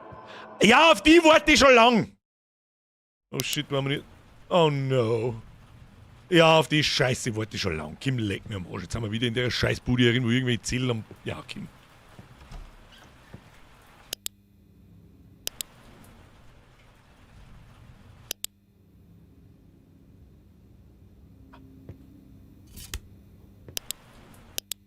Found the cross.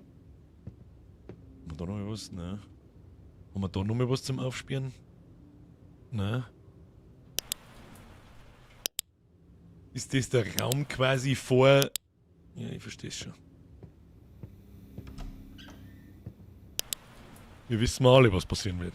Ich sag das freiwillig, wie es ist. Ich weiß ganz genau, was passieren wird. Ah, Nummer. Wo waren wir? 3-2? The keeper is lighting up, doesn't seem to be working.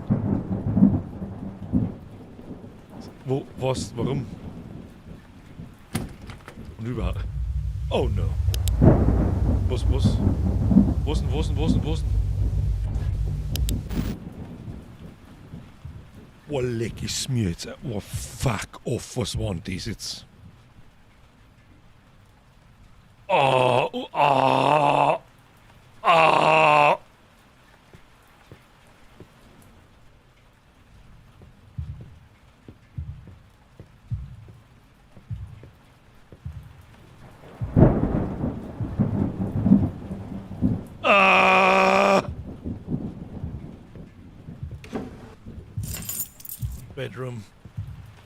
Bedroom Key. Oh, da haben wir was gefunden, schön.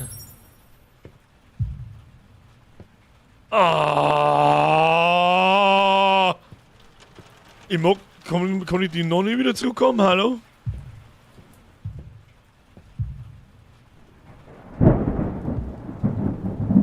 Acht. Steht 8. Sagt uns das? Ich weiß es nicht. Was war das? Was war denn das?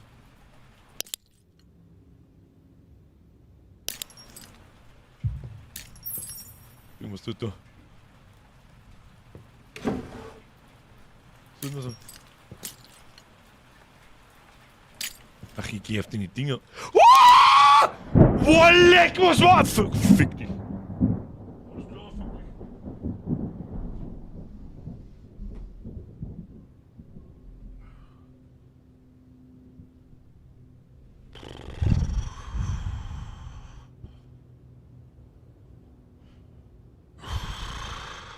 Ich glaube, ich hab's ja gar keinen gesehen. Ich hab's zur Sicherheit, habe ich nur eine Rotzang mitgenommen. Ja. Ich nehm die Rottang.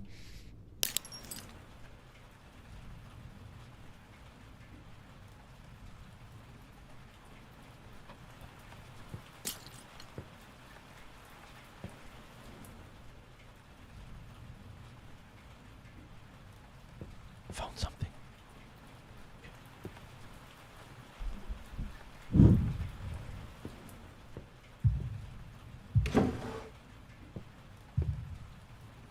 I'm missing something here. Ach, Kim, leg mir da am Arsch, hätte ich das Mist gemacht. Was ist das Mist? Oh, da ist eine Puppel. Puppelkreuzerl. Oh, was sind wir mit den Kreuzen? Da irgendwo.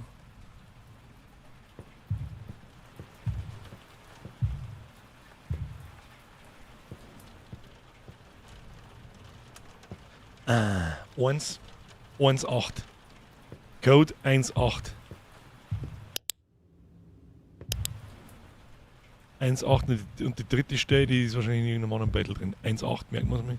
Oh, du was ist das eine miese Scheiße? Du Wichser, du Kreisliger! Du Futzengrober Hurensohn! Ja! Ah! Komm. Halle über den Key! Ah, okay. Der zählt nur da.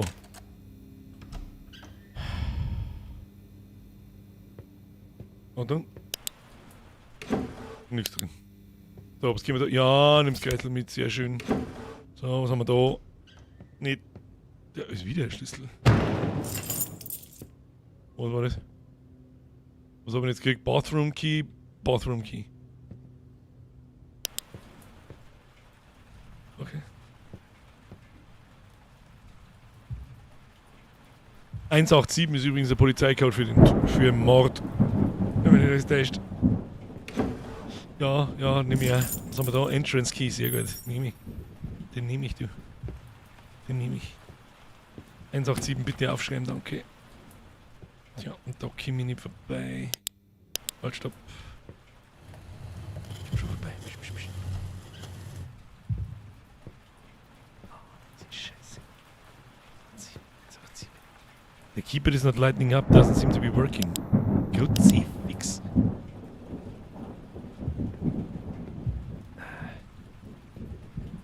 Ja, aber was soll Entrance Key? Probieren wir doch das mal. Hm? Na. Bathroom Key. Ich will einfach nur, dass es vorbei ist. Oh shit, was? Nicht, was? Das Kreuzel hier hängen, Kim? Ah, ja. Da, nein, noch ein Kreuzel, ja, noch ein Kreuzel. Was passiert denn? There's a small Indian silhouette across with Canyon. Was passiert denn? Womit's wieder? Kim? Nein. Nein. Was passiert denn? Was soll ich machen? Uns fein noch 2 Kreisel. Ich geh einfach wieder raus, keine Ahnung. Open the menu while above the stars. Stars?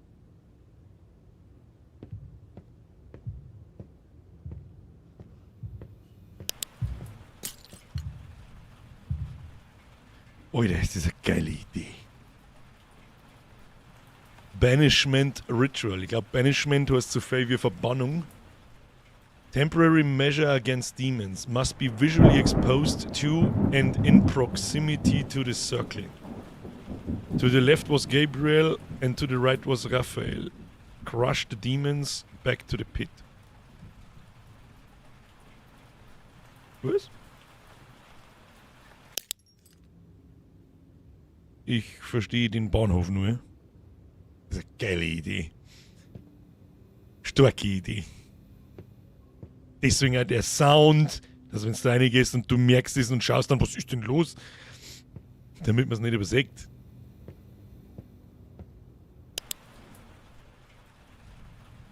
Entrance Key.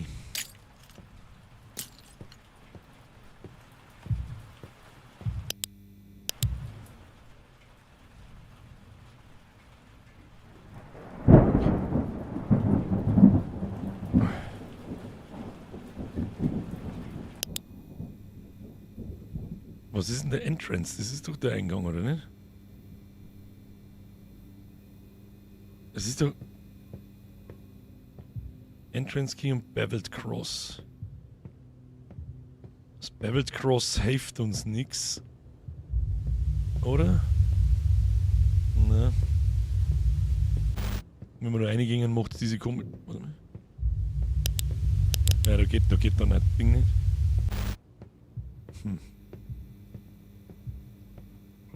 Genau umschauen, da liegt überall irgendein Klump umeinander. Das oh!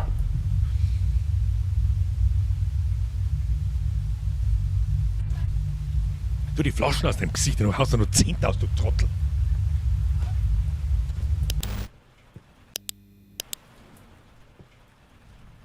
Was war das jetzt?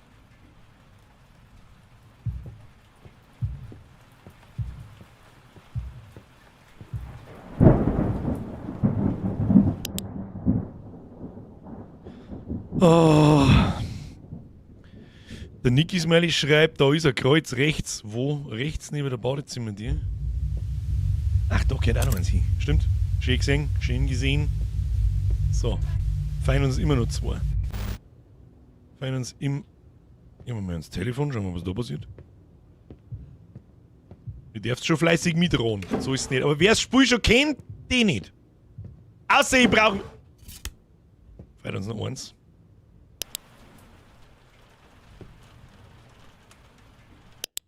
Bleiben wir mal da. Mit der Dampfe hätte ich mir fast mir die Schneidezähne entfernt. Kann ich nachvollziehen.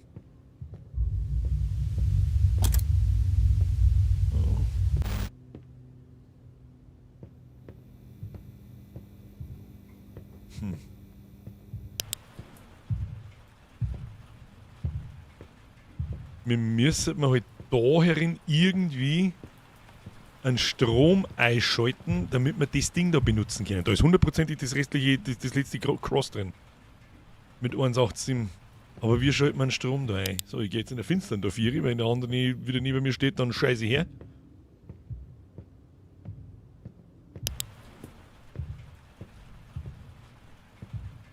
Da kann ich halt nicht einschalten und das Ding geht noch ab. Da irgend so ein Kreiselteil. Warum ich da rüber reinschaue, weiß ich auch nicht.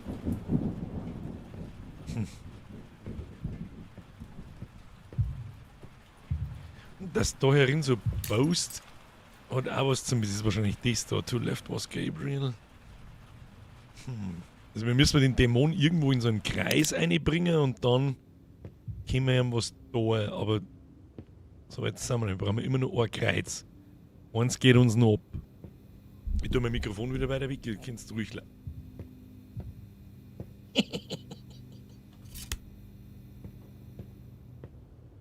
dass die Alte jetzt da wieder um sich kommt.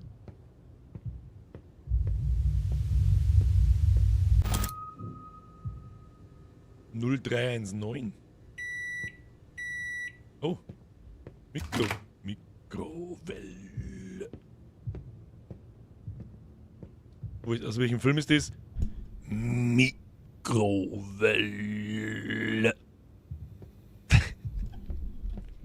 Ah, das ist das runde drin. Medaillon. Was für scheiß Medaillon. Ha! Schluss mit der Rumdonnerei! Jetzt geht's Zeit jetzt! Merkst du das?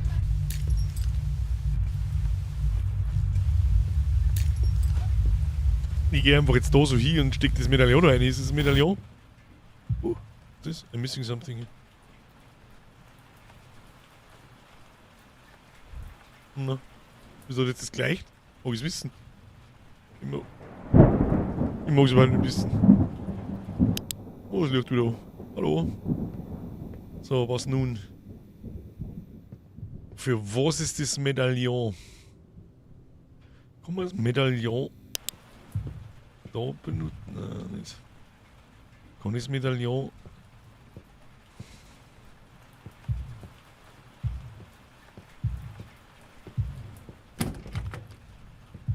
Nein, ich kann es nicht mehr. Für was ist das Medaillon gut? Schauen wir mal, was es sagt. Looks like it could hold things together.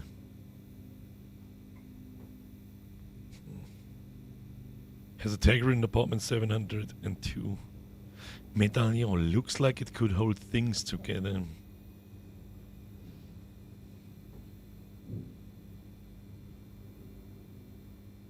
Übrigens ist Mikrowelle aus Gremlins 2 ja ihr Amateure. So, was kann man zusammenhalten? Das da, das, also, oh, warte mal, haben wir noch nicht drin. Das da ist so auffällig, aber macht nichts. Stromkastentext schreibt der Jodelmax. 0319. Haben wir da so noch mehr Energie? Ja. Jetzt gehen wir da herin ins Bad. Jetzt.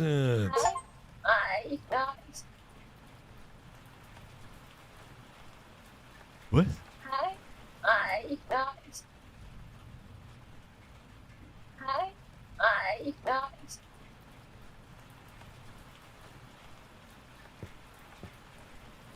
Das ist ein fucking Symbol. Die Frage ist, was tue ich damit? Die Frage ist, was tun wir mit dem Symbol? Da muss man hin. There's something behind the mirror. Maybe I can move it aside. Ja. Ja. Okay, wir haben das Symbol geklaut. Wolle! Alles klar, fick dich. Fuck off, fuck you, fuck everybody, fuck me, fuck deine Mom. Da ist der King Kong, oder? So. Der wird jetzt da wieder aussehen, ja? Oh Gott, ich kann nicht mehr weg. Oh shit, Alter, ich kann nicht mehr weg da. Wenn es so Brützel macht, dann kann ich nicht fern... Kann ich... Was? Ah! Ah! Ah! Unangenehm! Was habe ich jetzt eigentlich gekriegt? Medaillon? Ah! Ah! Oh! Warte. Ja! Ja! Und, ah! Ah! Geh weg! Was hilft man den Scheiß jetzt da? Geh doch hin! Und jetzt... Oh. Was heißt das? So. Ich verstehe es nicht! Ich verstehe es nicht. Million Entrance Key. Oh, ich verstehe es nicht!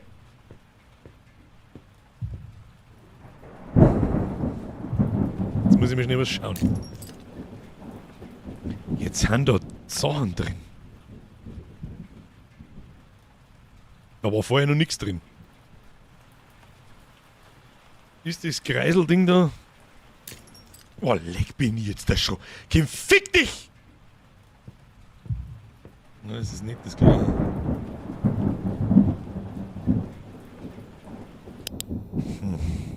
Das Spiel ist nicht ganz gut fürs Herz. Nein, ist nicht. Der Glitch-Effekt ist einmal weg.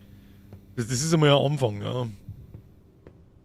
Aber ich weiß nicht recht. Jetzt wird es ein wenig ein Durcheinander. Ein grober. Grober Durcheinander. Jetzt gehen wir mal da noch mehr rein. Na, das hilft uns aber. Oh. Toll. Jetzt ein Glas. Anschön. Wohnzimmer safe. Safe im Wohnzimmer. Was wo? Ja. Den habe ich einfach nicht gesehen. Den habe ich nicht gesehen, Freunde. Das auch nicht. Das ist ein Ding. Das ist. Da haben mehrere Safes. Wir waren 0, 1. Die zwei Dinge, die haben einfach. Die habe ich jetzt einfach gnadenlos ignoriert. So oder wie es ist. So, jetzt wollen wir uns erstmal 0139 war, glaube ich, der Safe-Code. 0319. Dankeschön. Und wir schauen nochmal da hin. Oh, da steht ein kleines Figürchen. Schau hin. Probieren wir nochmal GBR und dann RFL. Für das dreistellige Ding.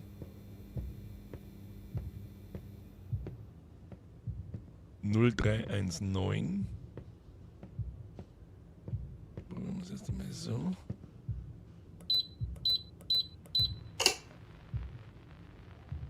Gibt's einen Daumen nach oben? Herzlichen Glückwunsch, es ist nichts drin. Jetzt ist die alte dort gestanden, Alter, und ich sehe es nicht, weil ich... Was ist denn jetzt wieder? Na, lass mich in Frieden. Lass mich halt zufrieden, Kim. Ah. Ich mag nicht. Hallo. Mhm, ja. Ja. Ich schau einfach da mal durch und schau, was passiert. Okay, nix. Anscheinend ist dann das Gefritzel dann weg. Wenigstens selbst sehen. Wieder einen Meter weiterkommen. So, liegt jetzt was im Safe drin. Warum liegt da nichts im Safe drin? So, probieren wir noch mit GBR. Ach du Scheiße. Was denn für ein dreistelliger Code?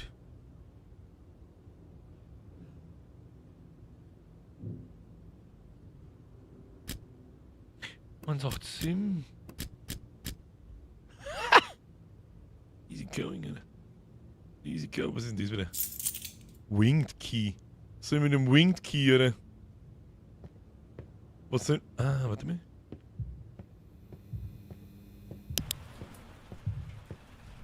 Na.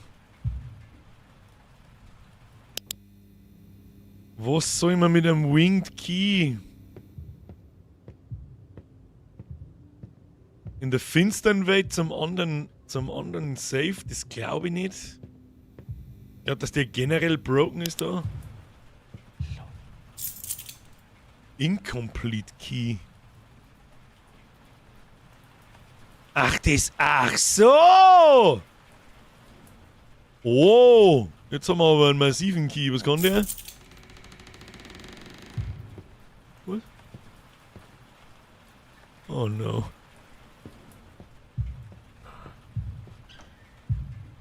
Water, Fire, Wind.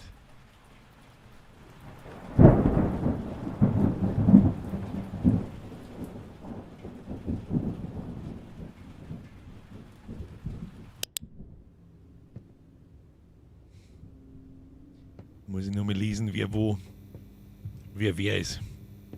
Jetzt pass auf. Achtung, Leute, brauche ich im Chat mitschreiben. Michael Feuer, Gabriel Wind, Raphael Wasser. Ab in den Chat. Michael Feuer, Gabriel Wind, Raphael Wasser. Los.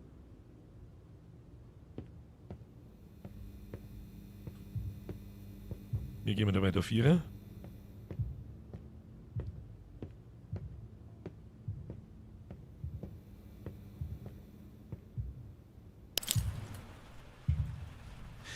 Temporary measure against demons must be visually exposed to and in proximity to the circle. Was heißt denn in proximity to the circle in der Mitte vom Kreis? Ich weiß es nicht. To the left was Gabriel. Links unten Wind. And to the right was Raphael. Feuer, Wind, Wasser. Feuer, Wind, Wasser. Feuer, Wind, Wasser. Feuer, Wind, Wasser. Feuer, Wind, Wasser. Feuer, Wind, Wasser. Feuer, Wind, Feuer, Wind, Wasser, Feuer, Wind, Wasser, Feuer, Wind, Wasser, Feuer, Wind, Wasser, Wasser, Wind, Wasser, Feuer, Wind, Wasser,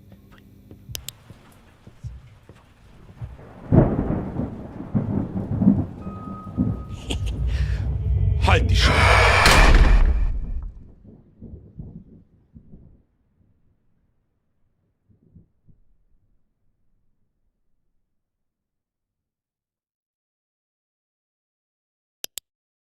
Shit, jetzt gibt's eine Arbeit oder was? Oh no. Jetzt haben wir wieder eine Nummer haben wir schon. Haben wir es jetzt oder was ist denn jetzt?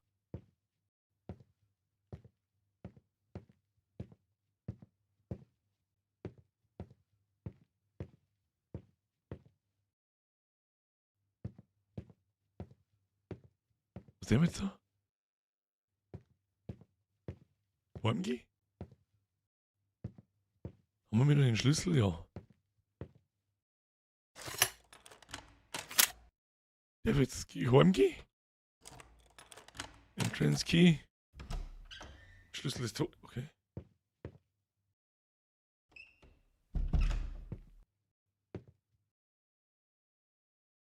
Nee.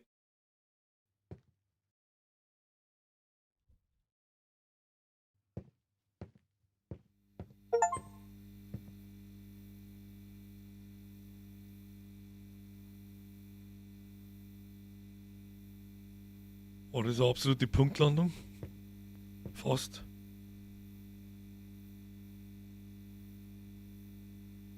Und das die Mitwirkenden oder was, die eigene Twitch-Kanäle haben. Stark. Oh, jetzt schauen wir erstmal.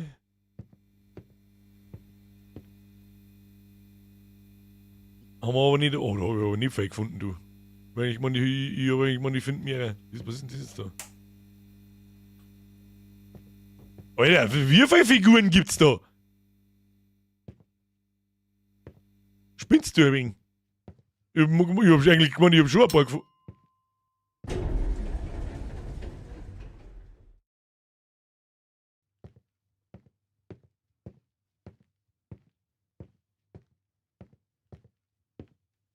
Ist da irgendwas? Nö. Unlimit mehr als 50. Birger stört den Armen beim Umziehen. Wahrscheinlich. Was ist denn das da? Sind wir Spender oder Donator oder irgend sowas? Was ist das da? Pablo Cavalcante Padrino. Nicht irgendein Spezi. So, und nun? Oh ja.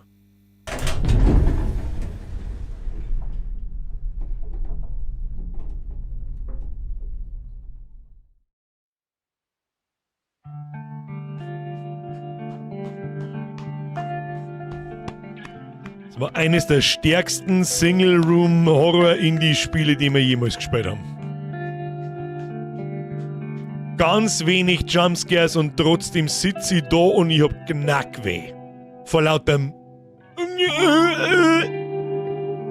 ganz, ganz, ganz furchtbar stark.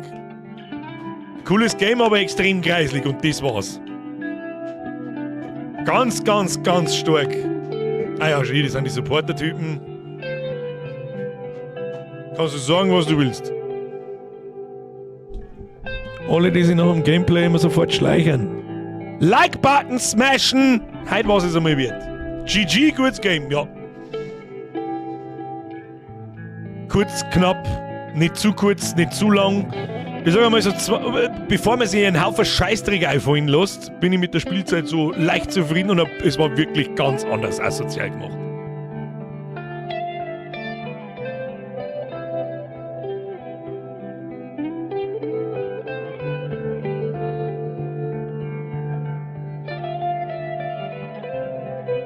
Ich sag das, was ist, mich interessiert der Abspann nicht, ich kann keinen einzigen Namen lesen. Tja, meine Damen und Herren, wenn man es als Indie-Game bewertet und nicht mit Visage, Madison oder Luto vergleicht, da wo ein größeres Team dahinter steckt, sondern das bloß von 1, 2, 3 verschiedene Leute gemacht worden ist, kriegt es definitiv eine 9 von 10. Easy eine 9 von 10. Da haben wir schon schlechtere Indie-Games gehabt. Sagt der was ist. Stark.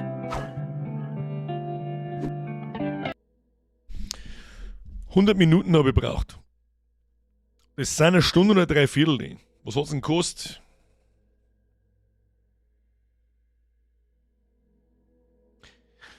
Da ist ein 10er ein bisschen viel. Das werde ich mir überlegen, ob ich das unter 2 Stunden durchgespeichert zurückgebe. Weil der Preis frech ist. Also für 1,5 Stunden Spiel, wieder Spielwert ist so künstlich hineingebaut, mit denen kleine Figuren zum Finden. Aber sonst... Herr Schaffleck! Grüß von mir und meinen Sohnemann ist am 21.10. rausgerutscht und schaut heute das erste Mal mit und kann nur sagen, Hosenunfall bei ihm. Gut, dass der noch nichts mitkriegt. Herr Schaffleck, merci dir und ganz großes GZ. Schön, dass alles passt. In 1, 2 Jahren kannst du nicht mehr zuschreien lassen, weil dann registriert er so ein bisschen was, dann geht weiter und das tust du lieber nicht. Hani schreibt 8,5, 10 von 10. Am Anfang hat man nicht ganz gewusst, was man tun muss. Das stimmt. Es ist ein bisschen wenig Storytelling. Es ist alles über diese Kassetten und so gemacht und für das sind es zu schlechte, wie soll ich sagen, zu schlechte Voice Actors. Was nicht schlimm ist, wenn das ein Indie-Entwickler. Wenn ich so eine Art von Spiel mache, dann ich das auch selber einsprechen oder zumindest versuchen. Das heißt wahrscheinlich genauso schlecht werden, aber gut. Als Indie-Game war es stark, ja. Aber mit 10 Euro kostet es 2. Für 1,5 bis maximal, wenn du rumtrödelst und vielleicht einmal ein bisschen was nicht checkst und so, mal vielleicht 2, maximal 2,5 Stunden, haben 10 Euro zu viel. Das sollte, was ist. Lass doch den Entwickler das bisschen Geld bitte.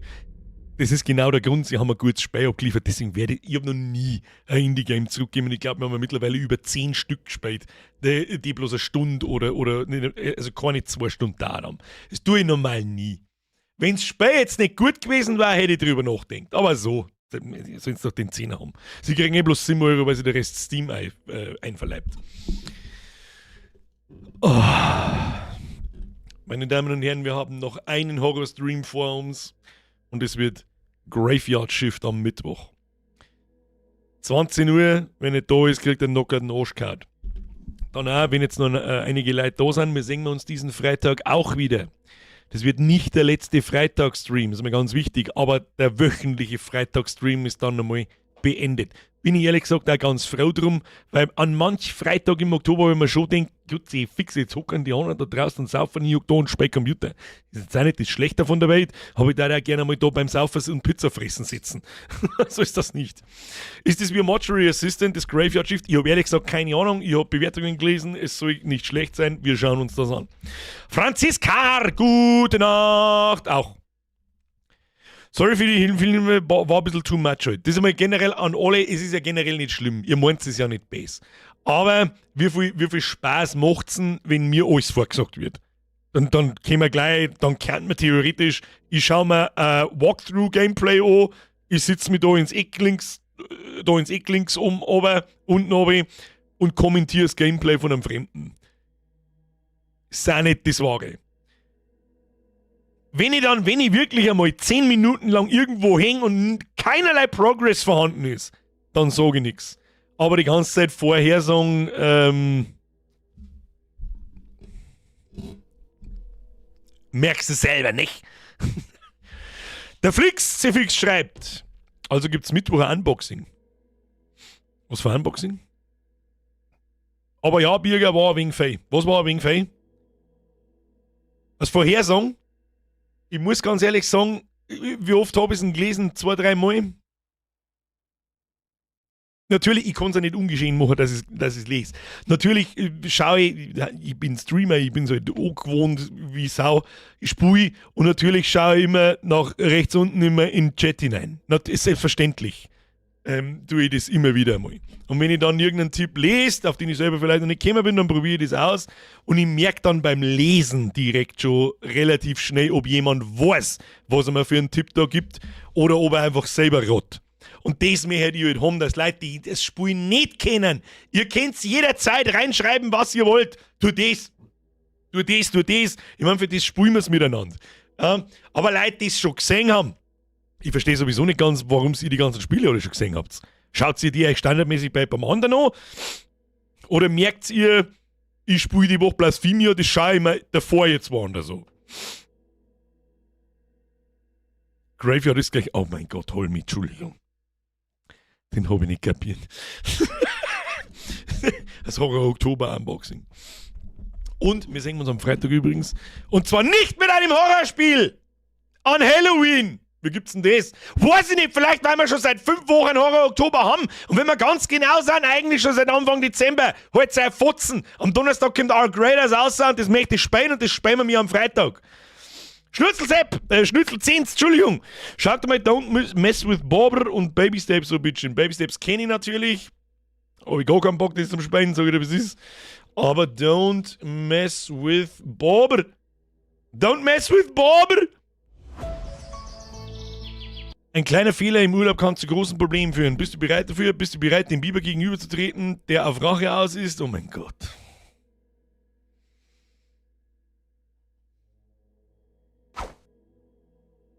Achtung, Trailer gucken.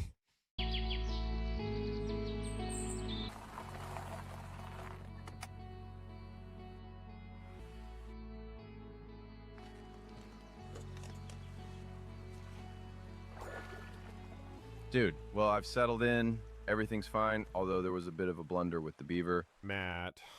No, dude. Don't tell me you messed with the local beaver.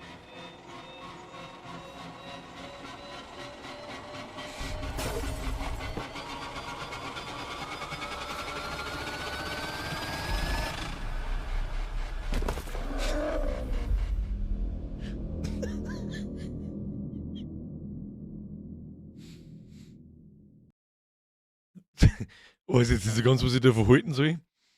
Aber ich tue es mir auf die Wunschliste. Ist das okay? Are we there yet? Hat auch vorher gerade jemand geschrieben. Ja, habe ich schon auf der Liste. Kommt entweder im November direkt, in die ersten 2 November, also nächste Woche, im Prinzip am Montag.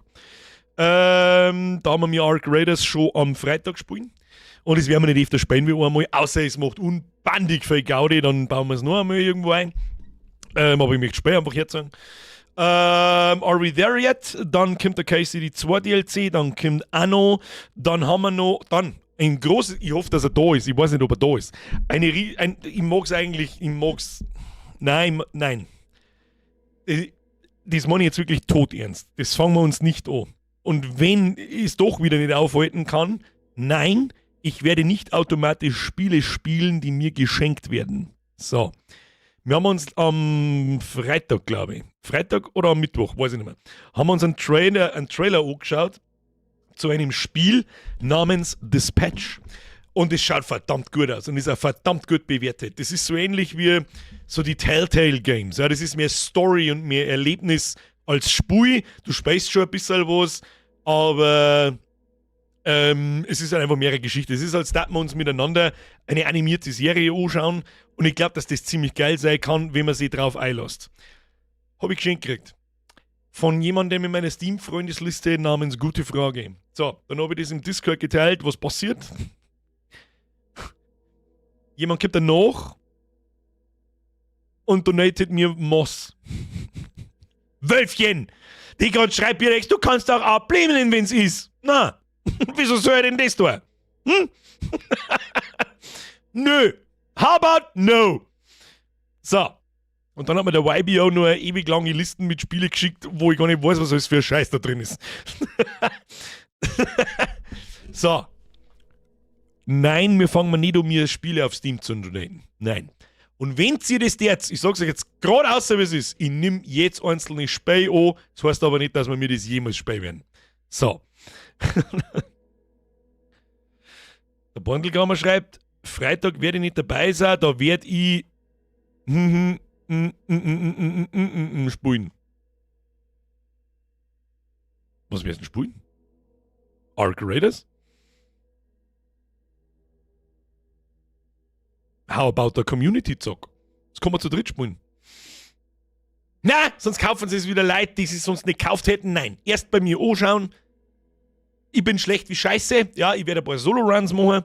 Werde nur auf die Fresse kriegen. Ist mir aber auch scheißegal. Vielleicht haben wir auch ein bisschen Glück. Ich glaube, dass das ganz spannend ist zum Anschauen. So ein Extraction-Shooter. Da bist du was, da bist du nix. Kommt noch einer, kommt keiner. Und wenn es die Zeit hergibt und der Bock hergibt und überhaupt und sowieso und wenn sich jemand bereit erklärt, dann können wir ja auch mal zu zweit oder zu dritt umeinander laufen. Wo man Community zockt raus. Ich kriege nämlich von meinen Leuten wahrscheinlich niemanden dazu, dass er es kauft. Ich weiß nicht warum. Also ich verstehe wirklich nicht warum.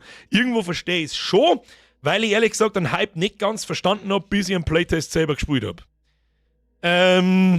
Und da habe ich auch meine Kaufentscheidung getroffen, so mit, das kannst du bei Gift drauf nehmen, das werde ich mir auf alle Fälle kaufen.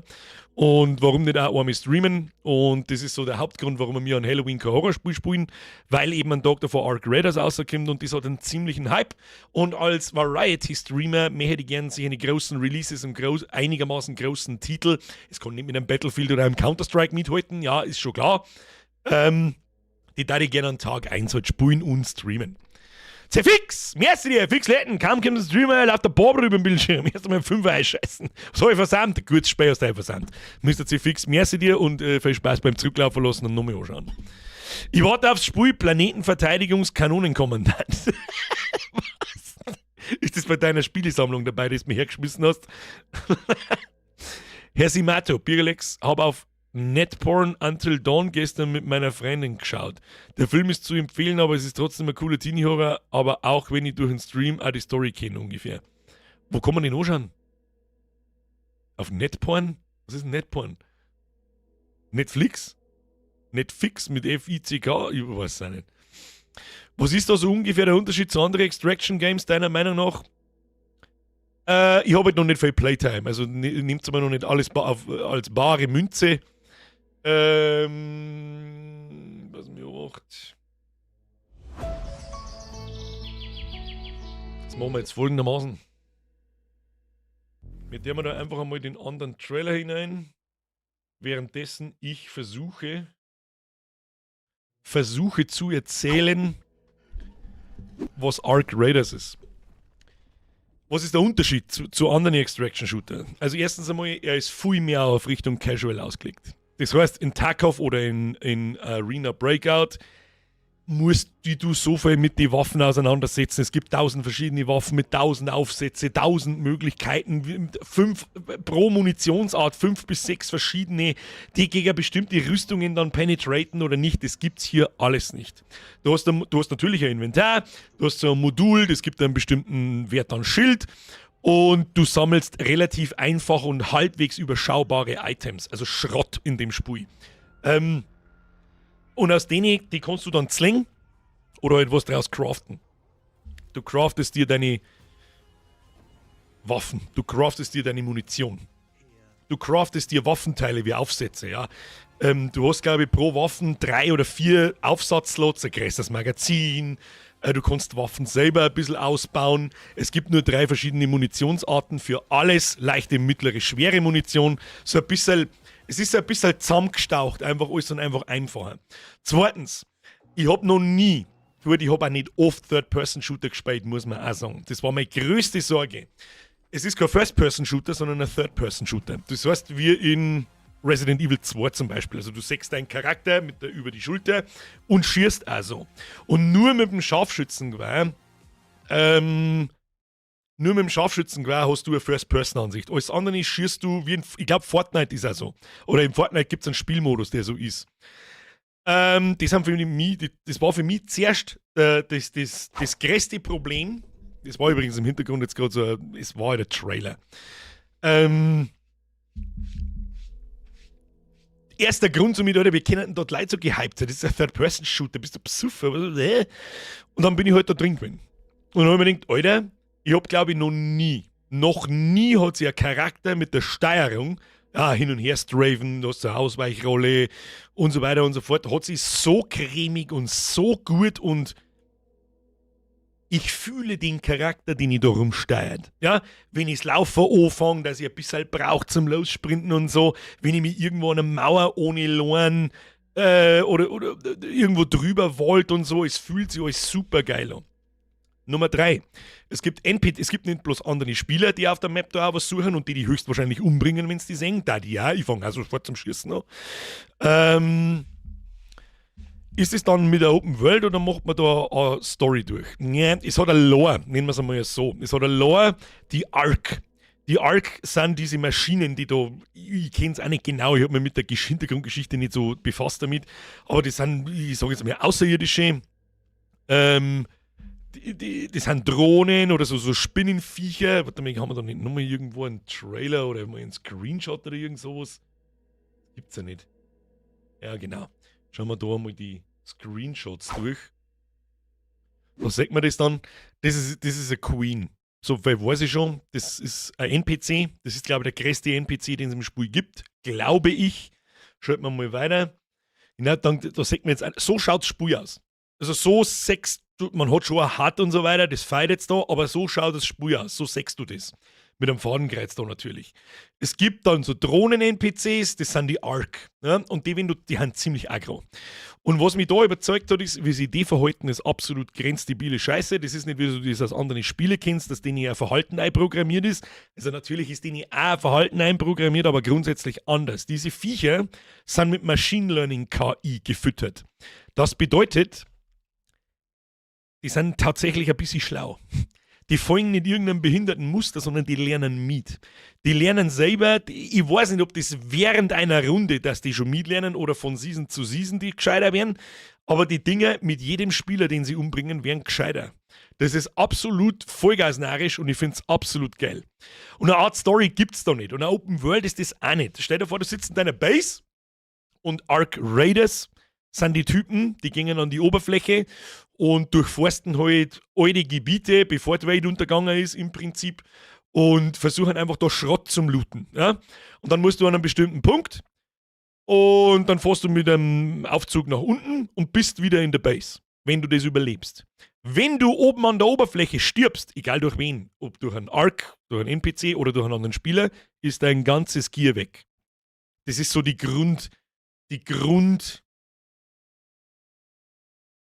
Grunderklärung von einem Extraction-Shooter, glaube ich. Und ich finde, hat was von 12 Monkeys. Ja, die Story schon ein bisschen, mir gefällt der Artstyle einfach. Er ist irgendwie nichts Besonderes, aber irgendwie schon. Grafik ist gut, es spielt sich buttercremig weich. Es hat einfach Spaß gemacht. Und wenn ich mal stirb, dann ist in einem anderen Extraction-Shooter ist der Teufel los, ja, da rast ich aus. Da wird man auch mal grantig. Und da war jetzt, natürlich ist man lästig, wenn man stirbt, aber es geht keine Welt nicht unter. Weil die Sachen, die du verlierst, sind relativ einfach wieder zu beschaffen. Außer du rennst natürlich mit Waffen umeinander, mit Endgame-Zeug. Ja, je besser die Waffen, desto stärker bist du natürlich. Desto weher tut's, wenn du stirbst. So viel dazu.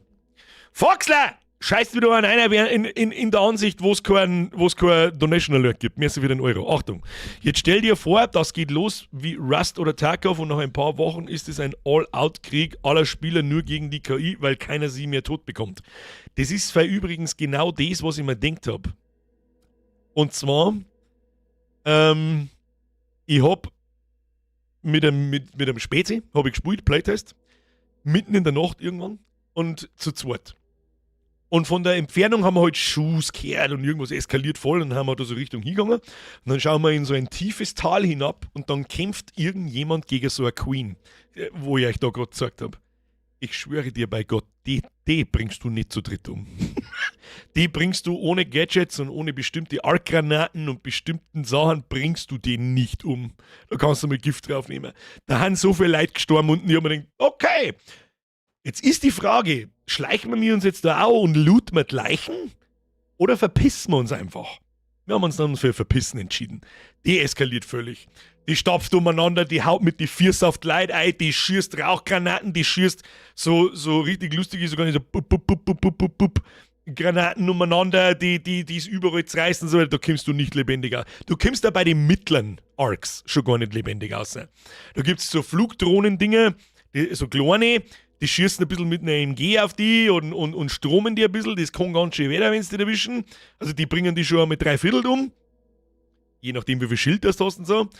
Und dann gibt es noch mittelgroße Drohnen, die schießen Raketen. Und die, wenn die trifft, ist gar. Die, wenn die Arme verfolgt und du findest kein Haus, was du verstecken kannst, ist vorbei. Und das finde ich halt geil, dass die NPCs auch wirklich eine Bedrohung sind, auch für andere, nicht bloß für die selber. Und das ist halt richtig geil. Ich kann mir gut vorstellen, dass das richtig kack schwer wird. Ja, ist er. Also darf es ja auch sein. Also es ist eine ordentliche Herausforderung. Darf es ja auch sein. Und vor allem, du spielst ja auch noch gleichzeitig gegen andere Spieler. Und das ist das, was glaube ich zumindest, also das macht für mich den Nervenkitzel aus, auch in Arena Breakout Infinite, wo ich ein Video dazu gemacht habe. Tarkov habe ich nicht so viel gespielt, weil ich wirklich nur auf die Fresse gekriegt habe. Jetzt kommt halt Ark Raiders und habe mir das einmal angeschaut, weil, warum nicht? Und es schaut ganz gut aus. Das werden wir uns kaufen und am Freitag werden wir da mal reinrödeln. Und dann zeige ich das einfach einmal her. Und es kostet auch bloß 40 Euro. Das ist kein Vollpreistitel. Dafür ist ein Shop drin. Es gibt aber meines Wissens keine Pay-to-Win-Geschichten, sondern bloß so Skin-Sachen und so weiter. Glaube ich. Ja, ich habe selber einen Shop noch nicht gesehen. Und ich mag mir auch vom Spiel selber nichts anschauen oder nicht viel anschauen. Ich habe mir schon zu viel angeschaut, wenn ich ehrlich bin. Und das entdeckt man einfach selber. So schauen wir aus. So, was möchte der YBO mit dem Planetenverteidigungskommandant-Trailer anschauen? Was? Ist das ein Spiel, möchtest du sagen? PVKK, Planetenverteidigungskanonenkommandant.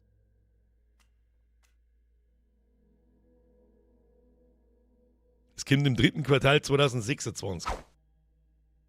Schauen wir uns doch einmal einen Trailer von Planetenverteidigungskanonenkommandant an.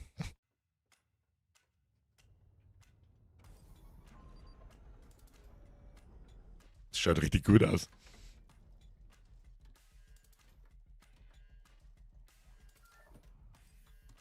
Was zum Fick ist denn das? Karton? Ah, was? Entschuldigung, ich tue nochmal zurück.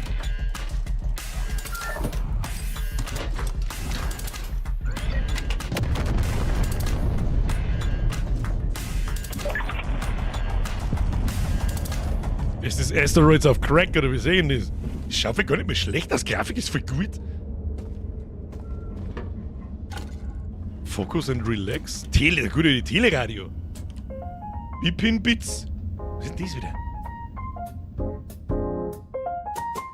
Und der Stream ist wieder mal claimed. Yeah. Ich mache jetzt den Ton wieder aus. Ja. Ich rühr's nämlich bis daher. Und mal ganz leise. Was ist denn das? The Star of Truth. Sleep Plague. Attention, Commander. Operation Analyst Schwarz. Nehmen wir mal einen riesen Kanonen. Was ist denn das wieder?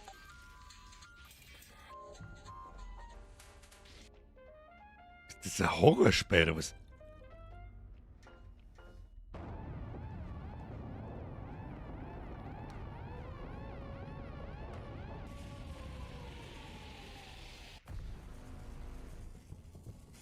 Planetenverteidigungskanonenkommandant. Ich sag das, was ist das? Schaut gar nicht mal so schlecht aus. Schaut gar nicht mal so schlecht aus. Ich schau auf der Wunschliste drauf. Tun Sie sich mal nicht hinunter.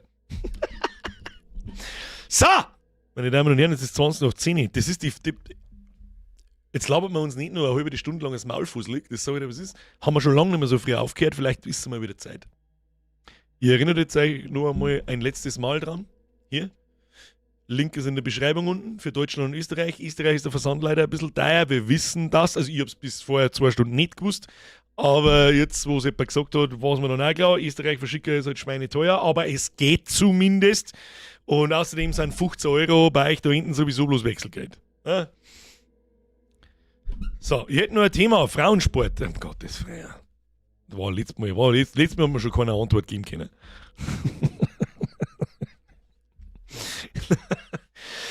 Was ich vielleicht nochmal dazu sagen sollte, ist, wann wird es ausgeliefert? Es handelt sich hier natürlich um eine Vorbestellung. Das habe ich letzte Woche schon ein paar Mal gesagt. Es ist eine Vorbestellung. Der Chris schaut aber, dass er es in die nächsten 4 Wochen verschickt. Geht sich das ungefähr hin? Es ist, glaube ich, soweit alles in Druck und in Auftrag und so weiter und so fort. Das dauert, sagt er, normal so im Schnitt noch 1 bis 2 Wochen, dann ist das Zeug da und dann fängt das Verschicken an. Ja, deswegen sage jetzt ihr mal ganz weit vorausgerechnet in 3 bis 4 Wochen. Chris, wenn ihr einen Scheiß erzählt, bitte korrigiere mich im Chat. Aber so ungefähr. Ist allerdings auch dabei gestanden, dass das eine Vorbestellung ist. Ja, wichtig. Wenn sich irgendjemand beschissen fühlt, dann schickt mir einen Beschwerdebrief. Da werden wir uns schon irgendwas einfallen lassen dann. Frauensport, Pommes klauen, ja. Freunde der Sonne, das war ein ausgezeichnetes Indie-Game. Wir sehen uns am Mittwoch mit Graveyard Shift und dann endet vorerst der Horror-Oktober. Das heißt aber nicht, dass es einen Horror-November oder Dezember nicht geben kann. Kommt nämlich Unmond mitten im November. Im November haben wir leider Gottes nicht so viel Zeit für recht viel Spirenzchen, die wir immer spielen können, weil lauter nagelneue Spiele kommen. KCD 2 DLCs, Anno, Dispatch möchte ich spielen und Ark Raiders. Und wenn das nicht den ganzen November füllt, dann weiß ich es auch nicht. Ja? Und ab nächster Woche ist der Freitagsstream auch nicht mehr jeden Freitag, sondern ich versuche, dass ich jeden 2. Freitag hinkriege. Ja? So, dann ist wieder alles beim Alten. Was heißt alles beim Alten? Hat Spaß gemacht bis hierhin. Auch wenn es immer unangenehm ist, aber was soll ich machen? So! Jetzt gehen wir ins Bett. Meine Damen und Herren, es war mir ein Fest. Kuss auf die Nuss. Dankeschön fürs Zuschauen.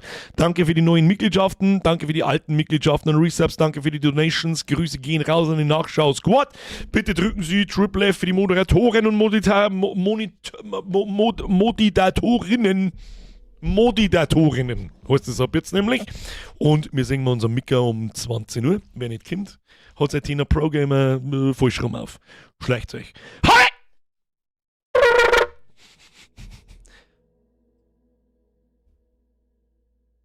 Ja, aber wieso spreng ich sie nicht da? Jetzt mir ein neues Foto gekriegt, pass auf. Schleicht euch. Habe ich die